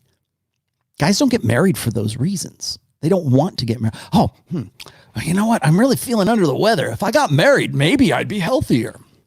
No, guys are still fat and out of shape, whether they're sitting at home by themselves or they're in a marriage. They're still doing the same. Still got the same bad habits, man. Then a marriage certificate doesn't change that. Can you be as profitable? Can you be more profitable outside of marriage? Absolutely. But why do the statistics, like Lauren Chen was saying, why do the statistics show that men are more productive when they're married? Well, yeah, because they have to be. But does that, now look at what's the inverse of that? Well, why is it that single men aren't more productive, aren't more making more money, aren't more healthy? Shouldn't they be? They have the opportunity. They should. They have all this time in the world. They got no wife. They got no kid. Maybe they got a dog. I don't. They have no responsibilities. So what are you doing with all that free time? How come you're not making more money than married men? How come you're not healthier than married men? How come you're not, curing cancer because married men you can't do it for what? How come? Like, there was a statistical study I was looking at, and it showed that like men who are like in sciences, like STEM fields and whatever, medical sciences and things like that, how they made the most significant discoveries or their best work they did between the ages of like, say, 28 and 36, right around there were the peak ages. And they wanted to say that was because it was, they got married then, and that's what really prompted them. It's like, I don't buy that. I don't buy that for a second, but I think it's because primarily the guys who make those significant, discoveries, let's say, it takes longer for them to get to that point. It takes longer for a man to mature. It takes longer for a guy to be, the men don't become men till they're 30. So, okay. So my question to you is what do you do? How do we form families going forward? How do we, is it all poly now? I think that's a recipe for disaster, honestly. Can it be monogamy? Well, maybe not. Do we just take women's rights away? You're not going to do that. That's not a solution. What's the solution? Or appeal the 19th. Oh, be my guest. Try it. I guarantee you more than half the world will fight you in fact, they will use you and your arguments as a reason to enact more rules and legislation that are gynocentric just by your attempting that. So what's the solution? How do we form families? That's really what human beings have done since we were, crawling around, I don't know, drop down from the trees, right? How do we form families? What do we get married? Do we just bang random girls, and if they get knocked up, well, we formed a family? Is that the way? Should we go back to marriage-based family formation, like raising kids, instead of child support-based ways of? If you really like, if you're a tradcon, if Lauren Chen, if you're watching this, what's the solution first, and then second of all, if that's the case, how do we go back? Like, are you willing to do this, Lauren Chen? Are you willing to do this, Mr. Tradcon? Are you willing to, instead of repealing the 19th, what if we repealed all of the legislation and all of the rules that promote the idea of a child support-based way of raising children? What if we removed all of that? Not the 19th. We're not disempowering women. We're just saying the boons, the benefits, I guess, for having those kids put into a village situation, which is what we're aiming for right now, to take away those advantages, take away the means of making this a child support based model of raising children. Are you willing to do that? Are you willing to? I've nailed so many tradcons about this, because a lot of tradcons will say, well, abortion is murder. Okay, great. Who's guilty of murder? Men, certainly not men. They're not guilty of that murder. Only the woman is.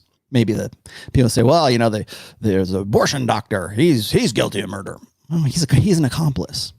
He's the hitman that the mother hired to kill the baby.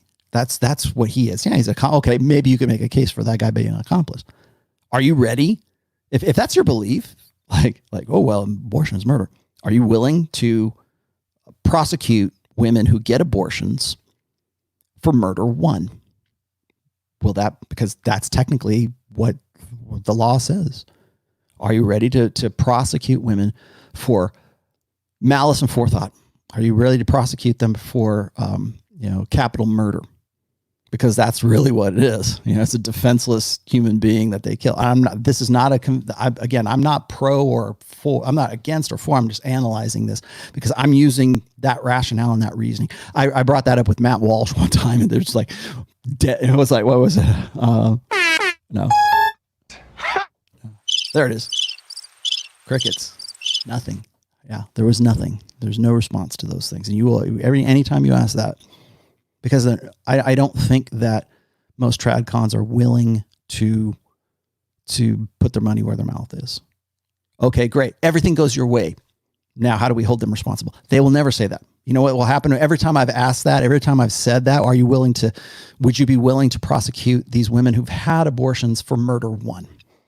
But if it's not, if it's not crickets, then it's, well, men are involved too, which is the female egalitarian equal partnership blank slate reaction to it. Well, men are responsible because they got them pregnant. No, once the sperm leaves your body, you are powerless. We hear this all the time. Women should be in control of their choices in body. Okay, fine. You're the one making the decision to kill. So therefore you are guilty of murder. Well, the man was compliant. Well, no, doesn't have anything to. What about this? Can we remove, like, if a man does not want to be financially responsible for a pregnancy that he has no control over, should he be held responsible for it? That would remove certainly a good portion of the child support based model of raising kids. I can opt out. That's just it.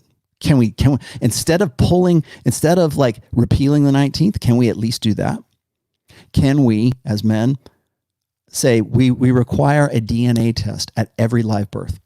Can we do that? That would remove, and if we're not the father, then we can opt out of support for that. If you want to opt in, fine. But we have the option. We can opt out. It's not my kid. She cuckolded me. She banged some other guy, and she tried to trick me. It's birth fraud. If anything, we should be able to prosecute her for birth fraud. That would certainly lower abortions. Certainly, at least in some way, inhibit the child support-based model of raising families and encourage a marriage-based one. Are we willing to do those? Is that a solution? I don't know. But you won't hear these arguments from tradcons. You will never hear this. They will always go, well, men need a responsibility. They need to man up more. They need to step up and be better. And they need, if men were better, then women would be better too. No. There's lots of guys they're like, yeah, okay, I'll be happy to sign up for the fraternity of manly excellence, right? They'll be happy to do that. There's lots of guys. There's no shortage of guys who are ready to marry a single mom. No shortage whatsoever. And they don't realize the responsibility that the obligations that they're taking on. There's no, there's lots of guys. Like, this is not a question of responsibility. It's a question of authority. How do we re-empower men with some sort of authority? Give them the opt-in or opt-out. DNA tests, maybe. I think that's a good step in the right direction. In fact, I would say that DNA tests would make or break a marriage. Women would be less... Would women be less likely to commit birth fraud? Would they be less likely to want to get into a marriage with the guy who is better, set financially? Because again, it's child support. Would she be less likely to lie to that guy and say, it's your baby? Well, it's not your baby. And then get married and then form a family and a relationship and form a marriage and a family based on a lie. Would there be less of an instance of that? Maybe. I think that's the best solution that I can come up with right now. It's not about men manning up more or women like, oh, you got to get married earlier. No, it's about de-incentivizing the incentives for divorce, for not getting married. Why? How do you get guys to want to get married and have a family? What makes that bad? Guys want to do it already. They don't want to do it because of the system. They don't want to do it because it seems like a good idea to have a wife and live happily ever after, right? Like have some stability in your life and have somebody to, you're a good pair, right? You're complements to one another. It's your frame. You have some authority. You have responsibility and authority. Reinstitute patriarchy? Sure. Within buffered patriarchy, let's just say. Feminists hate it when I say beneficent patriarchy, right? Patriarchy balanced with responsibility instead of like the tyranny that is gynocentrism and female correctness. That's what I would say. Anyways, I got a few more to go, and then I'm going to get out of here because I've gone over long. I only went over because I was not in on Wednesday. I took the day off. I have not taken a day off of YouTube in so long. What's this one? Let's see. I got to... Oh, Be Strong, BSTR gave me $5 with the thumbs up. Thanks, man. Much appreciated. CA says, what about gurus like John Sonmez who claim recent experience in game? Is EXP? Does that mean experience? Recent XP in game and pickup until COVID, but in fact has been married for over a decade? I didn't know that Sonmez was married because I know he was talking about... No, I don't think so. I think you're wrong. I think John is not married. Maybe he was married for a while, but he's not married now. I'm 98% sure he's not. So I don't know. I don't know enough about that. I'll have to ask John. Here's what I'll tell you, CA. I will ask John about that. You have my promise. In fact, I would like to know that. I don't think he was. I'm not sure he is. And the Seattle Sideshow. Oh, man, where's a hairy butthole? I thought for sure he'd be in today. The Seattle Sideshow, $10, says, why is it so hard for some men to give up and next after investing, marrying so much time in a woman, but a woman, the more emotional, can dump her husband easily? Aren't they more emotional? No, you need to go read War Brides. And I've done a show on War Brides as well. Women have an evolved mental firmware that allows them to sort of dissociate themselves from an emotional investment if it means their own survival. Women are far more prone to Stockholm syndrome. There's a lot of evolutionary reasons for that. Like, guys will ask me this. The other follow-up question to this is always, well, I broke up with my girlfriend and I can't stop thinking about her, but she seems like she's just like doesn't even know me anymore. I can't believe it. How can she get over me so fast? First of all, she probably saw you as a beta, first of all, so it was really easy to do that. But back in the day, I'll give you the brief version of this. The War Brides dynamic is that back in the day when an invading tribe came in and killed off all the menfolk in that other tribe, what would happen is when the women who were of reproductive age or who were valuable for reproduction were then taken as slaves or war brides. They were taken back to the other competing tribe's camp, and then they became part of the harem or part of the women folk that were there because they were valuable for incubating the next generation of successful men who would go out and then, of course, kill other tribe members.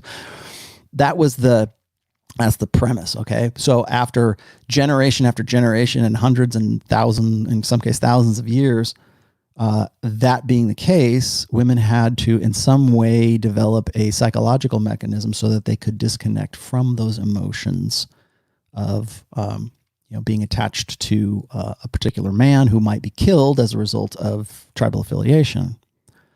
So, and that's also, I should say, is one of the reasons why the sisterhood exists today too, because the sisterhood and women's sort of collectivist communitarian nature evolved as a result, because here what you're doing is you're taking women from a foreign tribe and putting them into your own home tribe.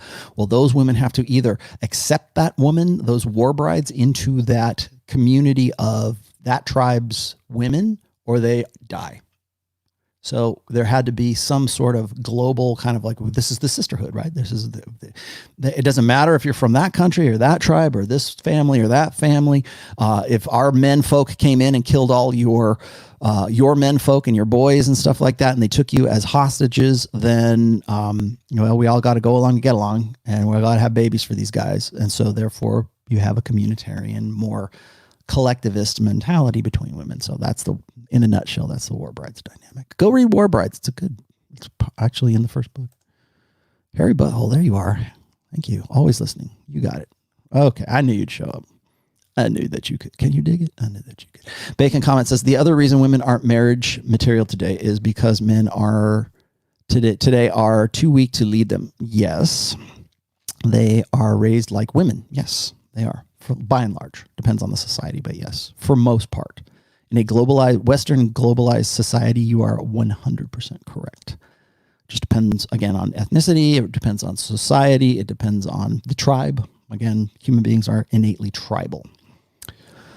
And I don't think that there is anything inherently wrong with that. I think that we need to accept that as part of human nature and work with it instead of against it. That's what's throwing us right now. We will eventually we'll revert to tribalism one way or another. We do anyways. We form tribes all the time.